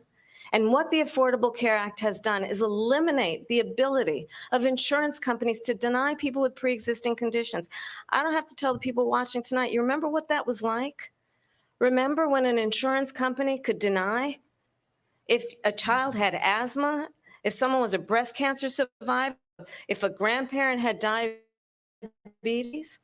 And thankfully, as I've been vice president, and we over the last 4 years have strengthened the Affordable Care Act, we have allowed for the first time Medicare to negotiate drug prices on behalf of you, the American people. Donald Trump said he was going to allow Medicare to negotiate drug prices. He never did. We did. And now we have capped the cost of insulin at $35 a month. Since I've been vice president, we have capped the cost of prescription medication for seniors at $2,000 a year. And when I am president, we will do that for all people, understanding that the value I bring to this is that access to health care should be a right and not just a privilege of those who can afford it. And the plan has to be to strengthen the Affordable Care Act, not get rid of it, Vice pass as President prologue Harris, thank in terms you. of where Donald Trump stands on that. I want to move to an issue that's important for a lot She made a of mistake at Obamacare for 10 years. But it wasn't only him. It were all of the Democrats that kept it going. And you know what? We can do much better than Obamacare, much less money. But she won't improve private insurance for people, private medical insurance. That's another thing she doesn't want to get. People are paying privately for insurance that have worked hard and made money, and they want to have private. She wants everybody to be on government insurance where you wait 6 months for an operation that you need immediately. President Trump, thank you. We have another issue that we'd like to get to that's important for a number of Americans, in particular younger voters, and that's climate change. President Trump, with regard to the environment, you say that we have to have clean air and clean water. Vice President Harris, you call climate change an existential threat. The question to you both tonight is, what would you do to fight climate change? And Vice President Harris, we'll start with you. 1 minute for you each. Well, the former president has climate change is a hoax. And what we know is that it is very real. You ask anyone who lives in a state who has experienced these extreme weather occurrences, who now is either being denied home insurance or it's being jacked up. You ask anybody who has been the victim of what that means in terms of losing their home, having nowhere to go. We know that we can actually deal with this issue. The young people of America care deeply about this issue. And I am proud that as vice president over the last 4 years, we have invested $1 trillion in a clean energy economy, while we have also increased domestic gas production to historic levels. We have created over 800,000 new manufacturing jobs while I have been vice president. We have invested in clean energy to the point that we are opening up factories around the world. Donald Trump said he was going to create manufacturing jobs. He lost manufacturing jobs. And I'm also proud to have the endorsement of the United Sean Fain. Also know that part of building a clean energy economy includes investing in American-made products, American automobiles. It includes growing what we can do around American manufacturing and opening up auto plants, not closing them like happened under Donald Trump. Vice President Harris, thank you. That didn't happen under. Let me just tell you, it was 10,000 manufacturing jobs this last month.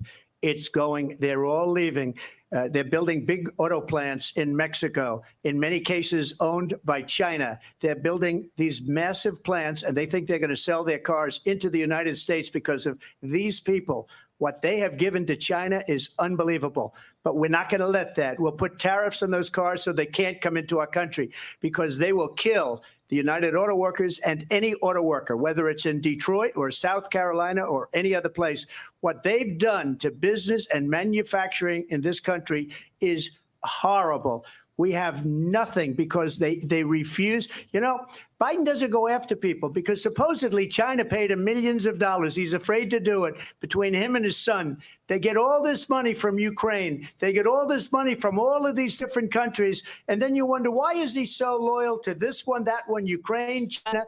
Why is he? Why did he get $3.5 million from the mayor of Moscow's? Why did she pay him $3.5 million?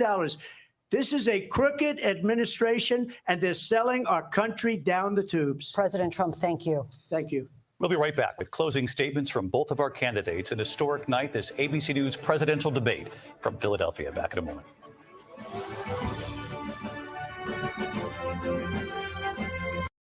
Okay, we're going to cut the sound until they return. And let me check the comment section. You know, I saw It was an official website. I forgot what department it was. I forgot what it was exactly. And I got to stop saying that because I need to show and prove. Because I wouldn't make stuff up. But they showed all over the United States how they're manipulating the weather in exactly what area and how. Because there's so many different ways of playing around with the weather. And I was just so surprised that not many people knew about this. I'm going to dig and find that website. And they went in detail from many years ago, what they did here, what they did there, what they did in Florida, what they did in New York, how they're playing around with the weather. For what reason, I don't know. But could it be where they're doing this, but yet creating a false problem, a manufactured problem, to turn around and say that, well, this is something that's happening because of something else, railroading the people to believe that this is just something off base that they don't have a hand in. That's what I'm thinking about, pretty much. With anything that they tell you in the media, there are layers to this thing. There's hidden agendas and secret motivations, and you don't know what kind of spirit these people have. And collectively, I've never seen someone who had nothing, no kind of sense, policy, anything that's pushed by these people. And like I said, I was going to say it after I read that article. I'm just going to say it now.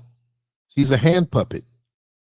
And the elites, they want her there. She already knows her mission. If you ask me, she already knows how things are going to go down. If and when, or if/when, they're really going to try hard to keep him out of winning.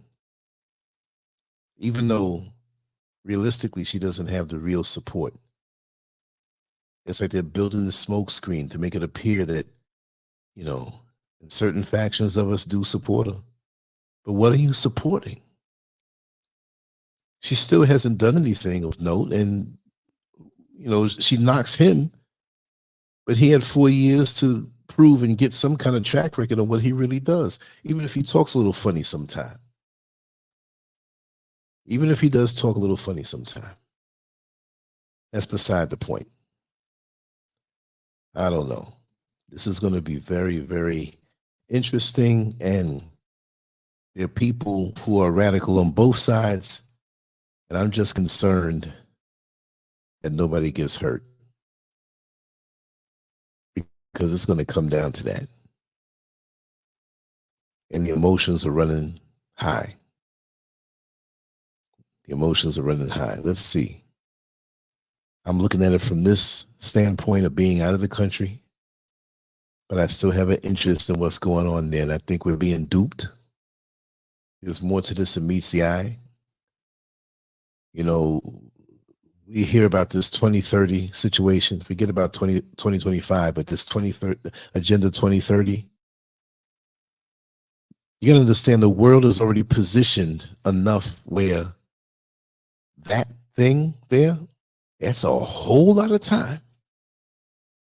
6 years, or say 5.5, where we're supposed to be happy owning nothing. They want a cashless society completely, where anything that we do is easily seen. The GMO foods, these things that I can't even say the word now, that they want us to take into our body. This transhumanism that's pushed.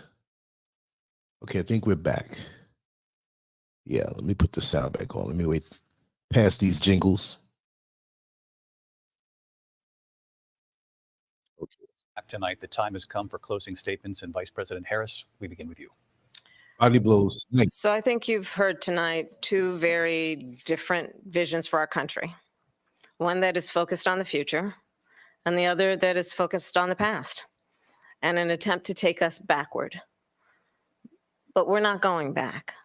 And I do believe that the American people know we all have so much more in common than what separates us. And we can chart a new way forward. And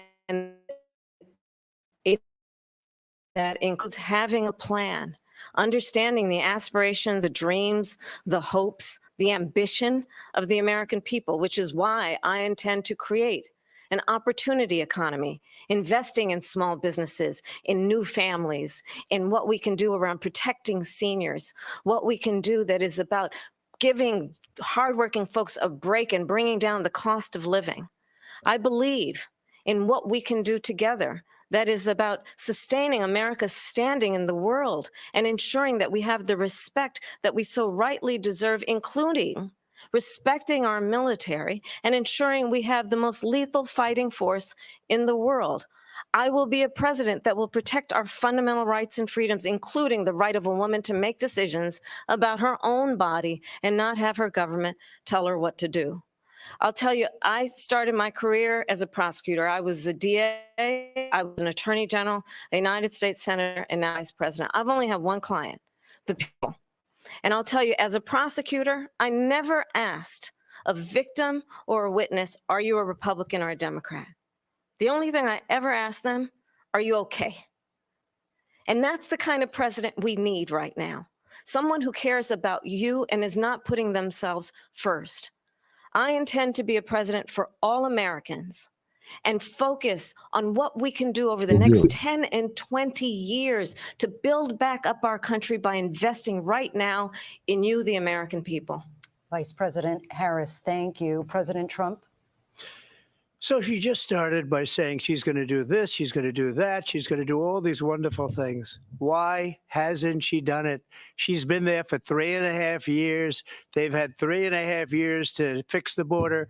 They've had 3.5 years to create jobs and all the things. Why hasn't she done it? She should leave right now, go down to that beautiful White House, go to the Capitol, get everyone together and do the things you want to do, but you haven't done it and you won't do it because you believe in things that the American people don't believe in. You believe in things like we're not going to frack, we're not going to take fossil fuel, we're not going to do things that are going to make this country strong, whether you like it or not. Germany tried that, and within 1 year, they were back to building normal energy plants. We're not ready for it. We can't sacrifice our country for the sake of bad vision. But I just ask one simple question. Why didn't she do it? We're a failing nation. We're a nation that's in serious decline. We're being laughed at all over the world. All over the world, they're laughed. I know the leaders very well. They're coming to see me. They call me. We're laughed at all over the world. They don't understand what happened to us as a nation. We don't have any idea what's going on. We have wars going on in the Middle East. We have wars going on with Russia and Ukraine. We're going to end up in a third world war, and it'll be a war like no other because of nuclear weapons, the power of weaponry. I rebuilt our entire military. She gave a lot of it away to the Taliban. She gave it to Afghanistan. What these people have done to our country, and maybe toughest of all, is allowing millions of people to come into our country. Many of them are criminals, and they're destroying our country. The worst president, the worst vice president in the history of our country. President Trump, thank you. And that is our ABC News presidential debate from here in Philadelphia at the National Constitution Center. I'm Lindsay Davis. And I'm David Muir. Thank you for watching here in the U.S. and all over the world, and from all of us here at ABC News. And that concludes what may be the first and only presidential election debate of this 2024 cycle. It was fascinating to watch these candidates far over more than an hour and a half.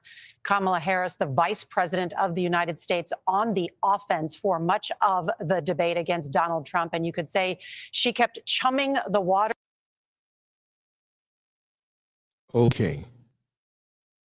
Let's cut this sound off. Let's do a little manipulation here. And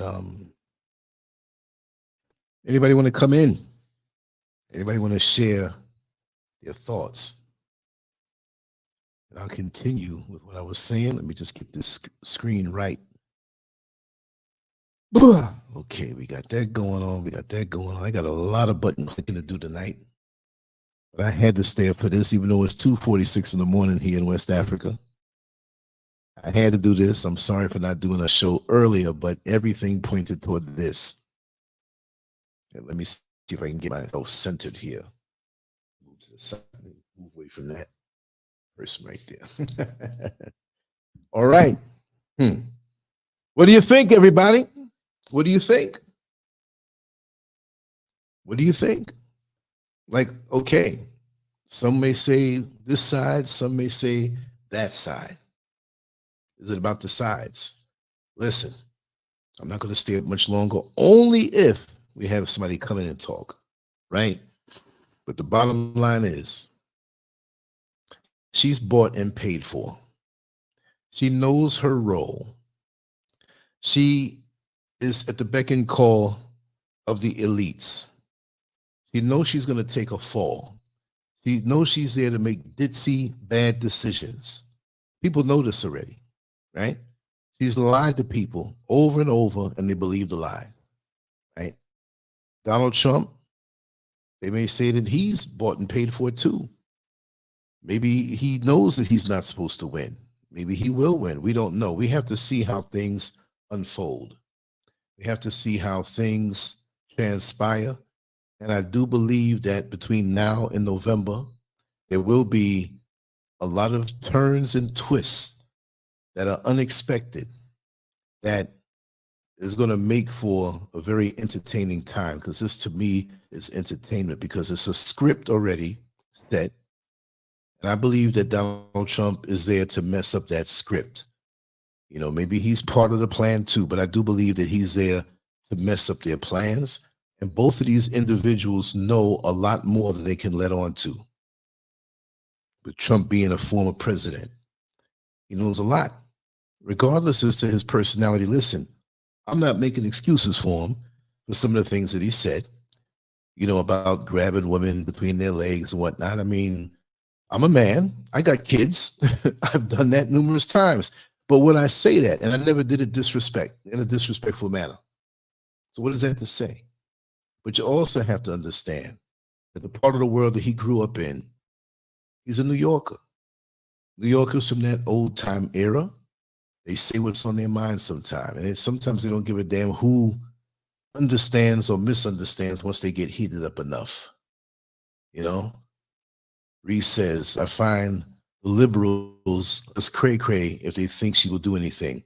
No, I think they know she's not going to do anything. Like I said, she's a hand puppet. But whose hand is in, this doesn't sound right, right? Whose hand? Is it Willie Brown's? No, I had to say that, right? No, but who is controlling her? I mean, who is she? She outright lies about her race. And nobody called her out on it. And they know this. They want to ignore it. But she says that Donald Trump is divisive by saying these things. That's like me punching somebody in the face and sitting up when they arrest me for doing so. I don't know why they put their face in front of my fist. She lies about her race. He calls her out on that show. I saw that program, the interview, when they were trying to come at him. And he basically said she's black now, you know. She's the first transracial individual. She can change her race. We can be whatever we want to be. Nobody says anything. So that means if I wanted to run for an office, I can tell everybody, well, I'm a white man. And it's obvious that I'm not a white man. So why do we excuse her? Trying to talk in a way that sounds what some people would say black. Certain twang to an accent. Girl, please. And she spoke about talking to the victims. crimes. And that's the only thing she was concerned. No, she wanted as many black men locked up as she possibly could. Laughing and skidding through her teeth. You see what I mean? And this whole media that's in on it. Just like 911. We know to deal with that. They have to come up with the whole scenario and lie to you. But you know what? That was what? This 2024? That was 23 years ago. Almost a quarter of a century ago. Right? And we've learned a lot about how people operate and how the actions operate, how the media operates. But I've never seen people so gullible to suck up the lies and to be manipulated on an emotional level that they can look at a person who has no damn sense. She got brain, all right. She don't have the kind of brains that could make a good decision, but she got the kind of brains or brain that Willie Brown loved and so many other men loved. She can't pull a crowd for one of her rallies, but she can damn sure pull a zipper. You take that the way you want to take it. I'll leave it alone. Yeah, she never addressed that. That's an annoyance to her. She's in denial, Riri. Riri says she never addressed the Black Today in our issue. Rather, she said, or did, she's a whoremonger and paraded a trans and still keep it in the closet. Riri in the house. Wow. Wow, wow. I really wish I had a crystal ball to see what's happening. And what's going to happen in the streets.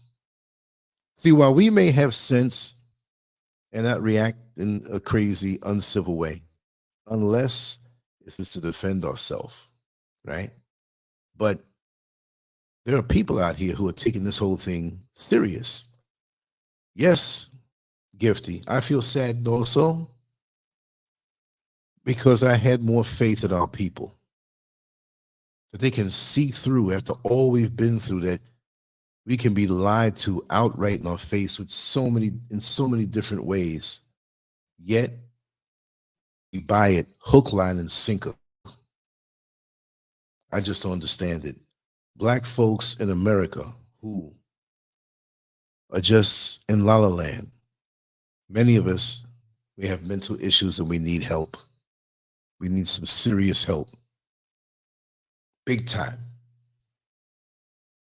We're in the Twilight Zone. I'm gonna read off the rest of what I put down. I'm gonna start back with number 1. And feel free to come in. I'll drop the link again for anyone who wants to come in. All right, there we go. I'm sorry for looking so sweaty and all that. I was out in the sun. The early part of the day was so sunny and nice, and I was getting some good sun. I wasn't getting sun for the longest time because I was always inside doing things. And I said, you know what? A couple of days ago, I said, I'm going to get 2 hours of sun every day, right? From like 10 o'clock, 12. We have Riri coming on in. Take that the way you want to take it. I'll leave it alone. Go to us, Riri. Hey. Yeah, she never addressed that. That's an annoyance to her. Oh, She's in man. Let me turn this down, Riri. Yeah, go ahead. No, yeah. I didn't want to. I don't know which one because my other, it's a little off on the other one. So, yeah. I didn't want to cut you off. I shouldn't even came in right there. You was getting it in. But no, yeah. I came in to try to, chime in. But no, I mean, she reminds me of, because when Obama ran, I didn't know him. He was a senator as well. I don't know. Can you hear me? Oh, wait a minute. I can hear you. I just muted myself so you don't hear feedback. Okay. So over here. Oh, great. But no, I didn't, he was a senator, but I never heard of him, didn't never see him. I mean, he'd been around, but which I don't follow it like that. But I never said that. That's what she reminds me of. Like she was a prosecutor. I didn't know her as that. And then I didn't know her as this senator that she has been. And then becoming the vice president. So she's just like a stranger to me, like Obama was. Like, did you know about Obama before he ran? Were you hip to him? He was a mystery man to me Yeah. And to me, there's a lot that's manufactured about him. And I had Okay. Judge Joe Brown on the show a couple of years ago. I think that show is lost. I'm gonna try to find it. But he broke down the whole thing about Barack Obama, and he knows his stuff. I mean, a lot about him that's manufactured. And in this day of social media, to me, knew the moves that they wanted to make on the people. And they gave us social media from many, many years back. Also, after the Patriot Act, when things intensified with marrying social media with the smartphone, this was the ultimate pendulum to hypnotize us. And so they gave it to us for the years to get us hooked. And now they sort of using it to put stuff into our head and the propaganda. They knew long ago, you see, these people who they call elite, which means something so high. I'm saying that because that's what the world calls it. Right. They're trashed. But they don't think from week to week, month to month, day to day. They think in decades. They think long term. Just the same way when they gentrify a neighborhood, they're thinking 25, 30 years ahead of time. So while we're sitting around thinking this is our hood and we live here and everything, they're already digging the dirt from around us and under us so we can fall in a hole and they can take over. So we have to be distracted. So as far as I'm concerned, in the news before this election, look for some scandal, look for something to distract us greatly before this thing happens so they can slip and do little deals under the table. I feel that too. Kamala, to me, is the fall girl. I mean, I hope she's female for Willie Brown's sake, because of a great man, right? Yes. Millennial, welcome on in. Have to look a little closer because it's all lowercase. You know. If she wins, the people lose. Well, I haven't voted since I was just reading Gifty's post, but I haven't voted since Bush stole the second election, baby Bush. I never voted after that.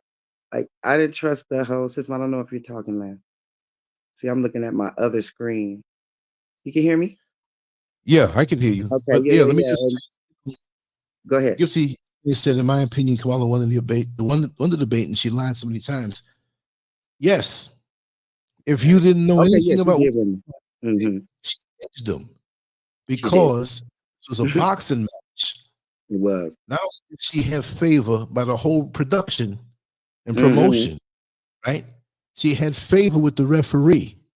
Okay. So if the referee knows that the fighter that they don't want to win is really good in fighting, that a referee is going to keep them apart so he can't bang the body and win the fight. Get it in, exactly. Yeah. So this is why they kept cutting him off. Exactly. And even when they cut him off, they tried to redirect what he's going to talk about. They didn't want him to respond. Right. They're going to soundbite the heck out of this debate tonight. I was certain, yeah. It's going to make it seem like she won the whole thing. Because everything acting her favor, not because these elites love her so much, but she has a role to play, and they know that Donald Trump is going to play that role. They know Biden was too old. He was like an old rotten tomato from a long time ago. And if you ask me, let's just be real, they had to shoot him up. This is my opinion now. They shot him up with something, wake him up. So the little bit that we saw him incoherent, the best that he at that time, but it ran out. They ran him to the wheels ran off. He's probably walking around the White House in his underwears, or shaking hands and talking to people. Trembling and tripping over everything. We're going to the bathroom in the kitchen and trying to eat in the bathroom. Who knows? I'm going to put this link back in if anybody wants to come in. Yeah, it was a joke. Go ahead, Lance. Go ahead. Yeah, it was a joke. It was definitely a joke. So they said rocks and razors in her gloves. Exactly. You know what I'm gonna do? I'm gonna read down this list, and a few certain things that just stick in the head. I'm gonna start with number one. It's not gonna be long. I'm just gonna take, just rattle it off real quick. No problem. Yeah, Reese, Trump had 3 people to battle with. Exactly. They probably slipped something in. We can have diarrhea and not have to think about talking. On her identity, Harris claimed to be the first Black woman vice president. Yet her heritage is Indian, not African American. Isn't that an insult to masquerade as something that you're not? Ain't it? Yet you embraced. And so she said that everybody's laughing at Donald Trump as leaders all over the world globally. But they're really laughing at who would take such an insult. Do you think that I can go, if I could magically run for some type of election in Israel and pass it off that I'm one of those people there? If I say the word, AI will come down and investigate to see what I'm talking about, right? But I couldn't do that. They would take that as an insult to have a manufactured background and try to blend in. Talking about, yeah, my favorite bagel is this. No, I'm not going to say that. But anyway, they wouldn't deal with that. That's great. Number 2, supporting Black Americans. Harris repeatedly promised to stand with the Black community, but later stated she wouldn't enact any specific policies for them. Healthcare promises. During her 2020 campaign, she promised universal health care, but no serious effort has been made toward this. The border crisis. Harris claimed the border was secure, despite the overwhelming influx of undocumented migrants, especially from Venezuela. On the C-19, Harris criticized the Trump administration's efforts against the vaccine. I said it that way, and to say it's safe, but later took credit for the distribution plans already set in motion under Trump. Criminal justice reform. Harris touted herself as a reformer, but had a record as a prosecutor that disproportionately impacted minority communities. Why didn't she say that? She can't say it. She can't say it. On fracking, she initially supported a ban on fracking, but reversed her stance during the 2020 campaign. Student loan forgiveness. Harris promised significant relief for student debt, but no action had been taken since taking office. Climate change.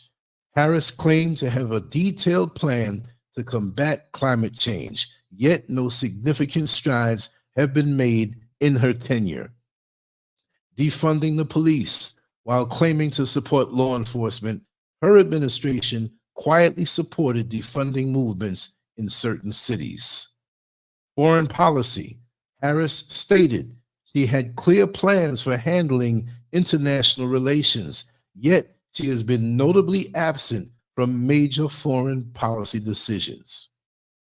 On the Afghanistan withdrawal, Harris claimed the chaotic withdrawal was well planned despite the disastrous results. Voting rights. Harris spoke on protecting voting rights, but no major legislative victories have been achieved in this area. On education reform, despite promises to revolutionize public education, little has changed for students in underfunded schools. Bipartisanship. Harris claimed she would walk across the aisle, but her time as vice president has been marked by deep political division. How do you dispute that? And you're in position. And what Trump said toward the end wrapped it up. It's what you finish up with. You're as good as your last victory. Curious Millennial says, may I ask, what is your content about so I'll know what to ask you or bring up in the future? We talk about everything. We talk about everything. You said you tried to channel Rumble, but you're not familiar with it. Yeah, it's pretty new for everybody, and I'm everywhere. I'm there, but my presence is mostly here. But I also broadcast over there as a backup, so when YouTube starts acting up, second house to run over to when they try to throw me out. But we talk about everything. I challenge anybody to, as it affects the Black community. But we talk about everything. So us talking about everything automatically becomes a black issue when they see my face in the media, right? That's their sickness because I'm still a human being, but I am black.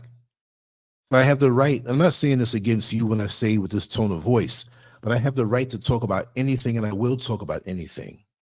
You see, there's a narrative that many people who don't look like me feel that we can talk about certain things in certain areas, but we're not allowed to talk about global or international issues that affect us.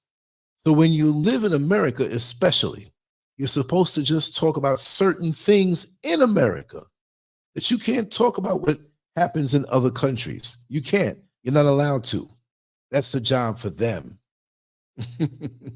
I saw your message, Riri. She had the shank and the cut, waiting to juggle. Juggle. I know.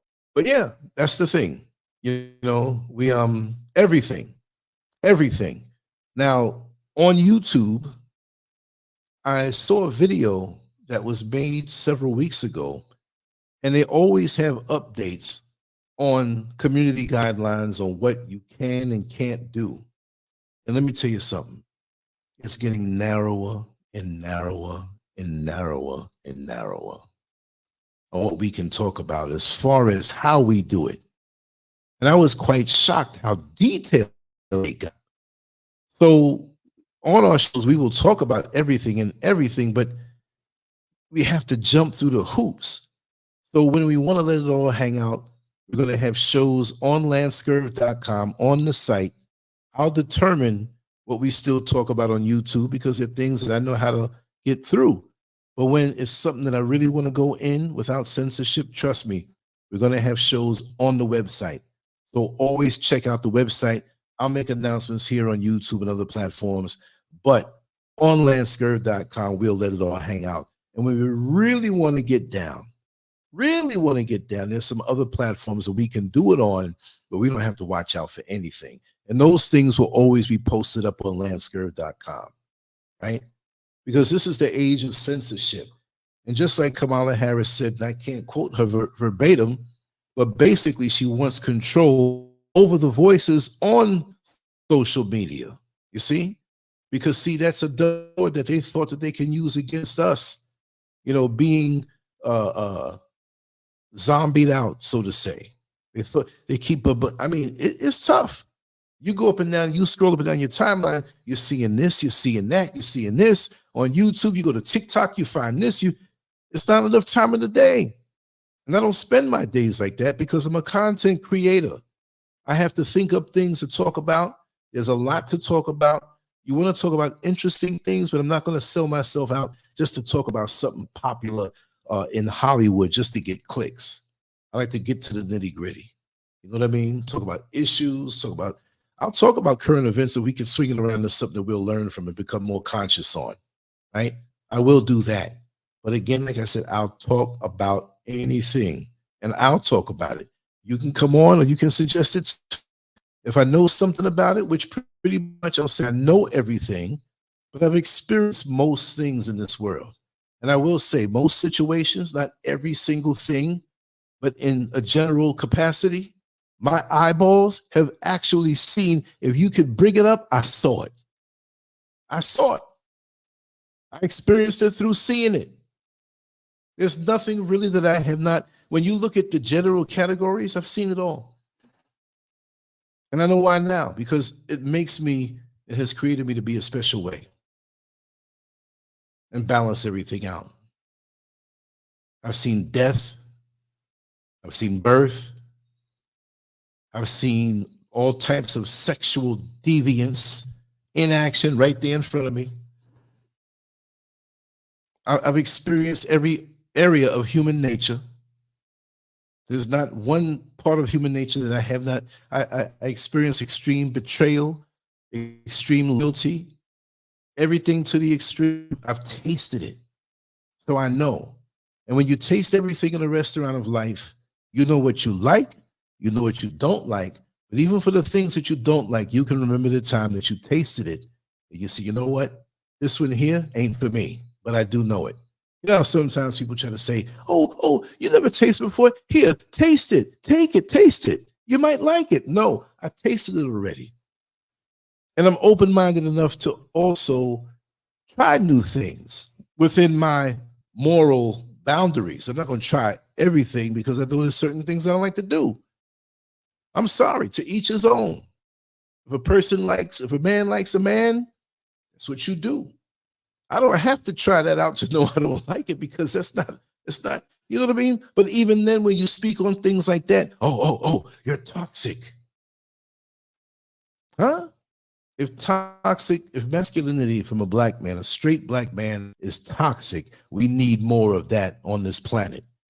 And it doesn't mean that as a straight, heterosexual, black family, straight man, that I'm going to agree with everybody who falls under that same category. There may be certain little things, but generally we're going to agree, because this world has taken a twist, and everything that's upright has been turned inside out. It's almost like, and I made the joke many years ago, and I should have did the skit that I wanted to do, because I'm really interested in skits, but I can't do a skit by myself. I have a little comedic bone inside of me, but there's always going to be a message behind it. I was speaking to Mrs. SCURV many years ago. I said, you know what? We need to do a skit. This was like so many years ago. I said, we need to do a skit about how we have to move carefully as a married straight couple. That straight people are going to have to walk in the closet now, because if you don't agree and push all of these other things they're pushing, you're going to be demonized. You're going to be scrutinized. You're going to be refused certain jobs, and you won't be able to eat in certain places. You'll be attacked. Oh, you're straight? Really? Who do you think you are? You don't like who I am? Exactly. Everything is not for everybody, you know? Oh, thank you, Riri. I got to show what she said. And you survived everything thrown at you. You're the greatest in my Muhammad Ali. The greatest of all times. There's only one Muhammad Ali. I'm too tired tonight. I don't sound like him. My voice is a little scratchy. But yeah, the bottom line for me is, let me put this back in. Bottom line for me, like you said, Curious, everything is not for everybody, but we can talk about it, because there are people out there that are riding the fence that don't have the experiences to maybe understand a certain angle or segment of a particular subject, that if they heard it explained in a fair manner, they can get an understanding of what that is, and possibly to say, you know what, I'm going to stay away from that. I'm going to stay away from that. And that's what it is, because many people now, of course, they're afraid to talk. This is the age of censorship. You can't even talk? Are they going to one day make it where you can't even talk in your own house? You can't even express your opinion? You can't have an opinion? We're supposed to be cookie cutter individuals, as vast as we are as human beings. They say the snowflakes, you'll never see two snowflakes alike, right? Well, no two people are alike. Even when they're twins, they're not. There's something different about that one twin, or triplets or quadruplets or whatever. We're all unique. But this society and the rulership over it wants to make us all fit into the same slot, think the same, or not even think the same. Don't think. Have your thoughts projected on. Yeah, no, it's getting out of hand. And I predicted it. I'm gonna claim that one. Many years ago, I told the world, not that the world's listening to me, I'm just an old guy talking, but I said it. I knew it. They're giving us all this freedom just to take it away, to get us hooked on this crack pipe called the smartphone. And we're sitting up here every day the wrong way. Just this is how you can have a Kamala Harris. There's so many people behind us, behind her, not us. You know, I get so much hate, y'all just don't know. You know, I'm gonna get hate after saying this, but lets me know that the hit dog always yells and screams because you hit him. You see what I mean? We need more toxic masculinity in this world for real men to speak what's on their mind and to live it, right? Not that they're perfect, but back in the day, look, we had dudes who did crime in the black community. We had dudes who cheated on their wives in the black community. We had all of that. But you know what? For certain things, we weren't going for certain things as men. I'm not excusing any of those other aforementioned behaviors. But as men, certain things wasn't going to go down. That's why they had to remove us and put more police in.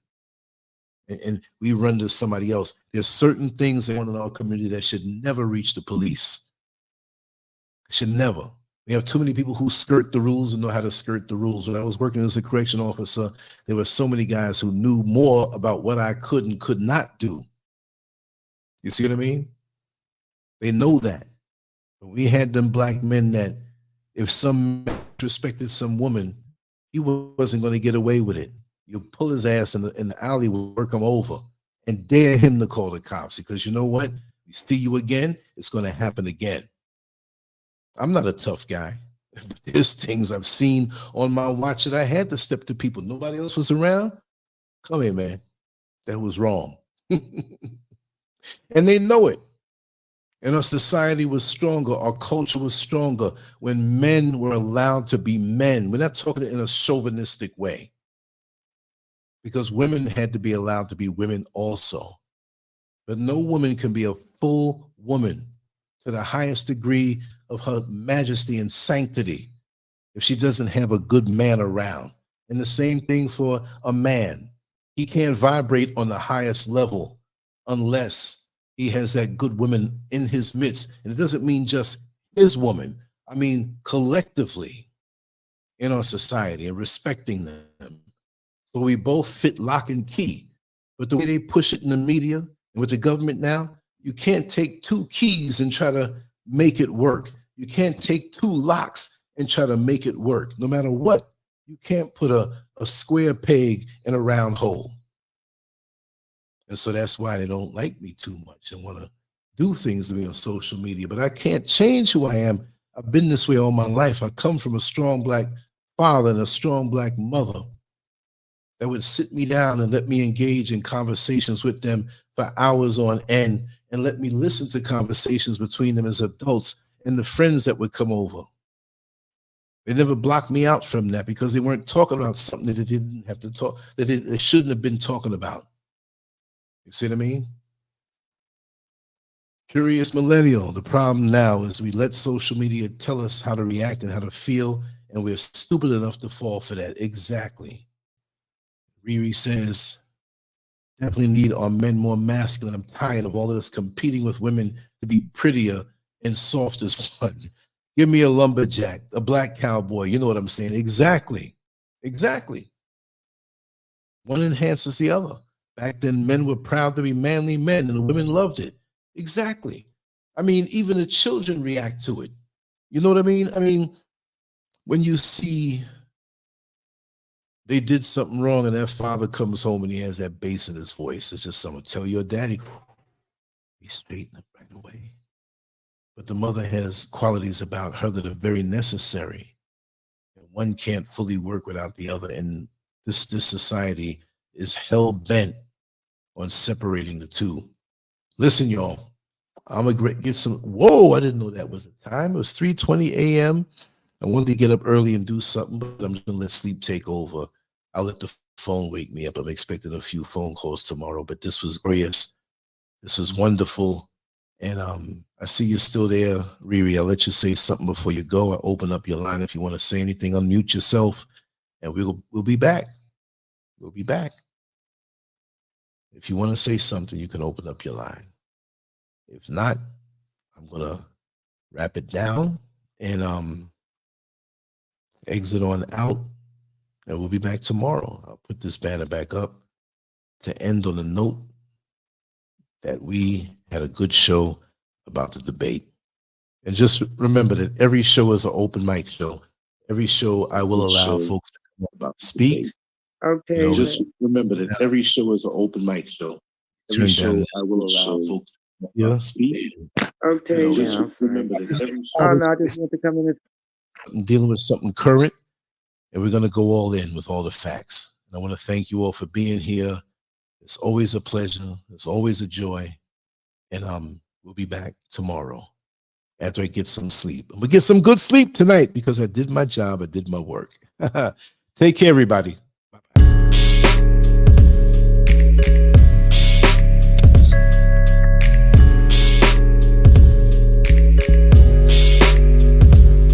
I take pack to the lung, kill the stress to the head. I'm trying to do more for the soul, way less for the bread. Yes, sir. I take pack to the lung, kill the stress to the head. I see the things that they do way less than they say. Cause it's a war on the real, baby, look outside. A war on the real, baby, look out. Cause it's a war on the real, baby, look outside. A war on the real, baby, look out. Cause it's a war on the real, baby, look outside. A war on the real, baby, look out. Cause it's a war on the real, baby, look outside. A war on the real, baby, look out. Can't be a real, might get you canceled. The whole system need to dismantle. Coppers treated like the utmost wanted. Trying to rule the block but don't know what goes on it. News got a story with a new take on me. Carrying out the window with the screw face on me. But I know that God love me when my burn. 95 degrees and I can't get sunburn. Wonder when your government don't make me legal. Burn the whole city if I can't be equal. Get off my please, Brad, I earn that. 400 years, how you still ain't learned that? I take pack to the lung, kill the stress to the head. I'm trying to do more for the soul, way less for the bread. Yes, sir. I take pack to the lung, kill the stress to the head. I see the things that they do way less than they say. Cause it's a war on the real, baby, look outside. A war on the real, baby, look out. Cause it's a war on the real, baby, look outside. A war on the real, baby, look out. Cause it's a war on the real, baby, look outside. A war on the real, baby, look out. Cause it's a war on the real, baby, look outside. A war on the real, baby, look out. Shout out to the trying to gentrify the genre. Tell them free my middle finger to your honor. End of days coming down to seconds on the timer. Goofy still trying to purchase that designer. About to buy, learn to grow my own food. Cause I don't like the look they give me in the Whole Foods. And when you stay ready, you ain't gotta get ready. But it ain't on me now, I'm limping cause my heavy. But ain't sweet, think we thin. My whole attitude on MC Ren. It's my neighborhood now, Bob, I bought that. 400 years, how you still ain't caught that? I take pack to the lung, kill the stress to the head. I'm trying to do more for the soul, way less for the bread. Yes, sir. I take pack to the lung, kill the stress to the head. I see the things that they do way less than they say. Cause it's a war on the real, baby, look outside. A war on the real, baby, look out. Cause it's a war on the real, baby, look outside.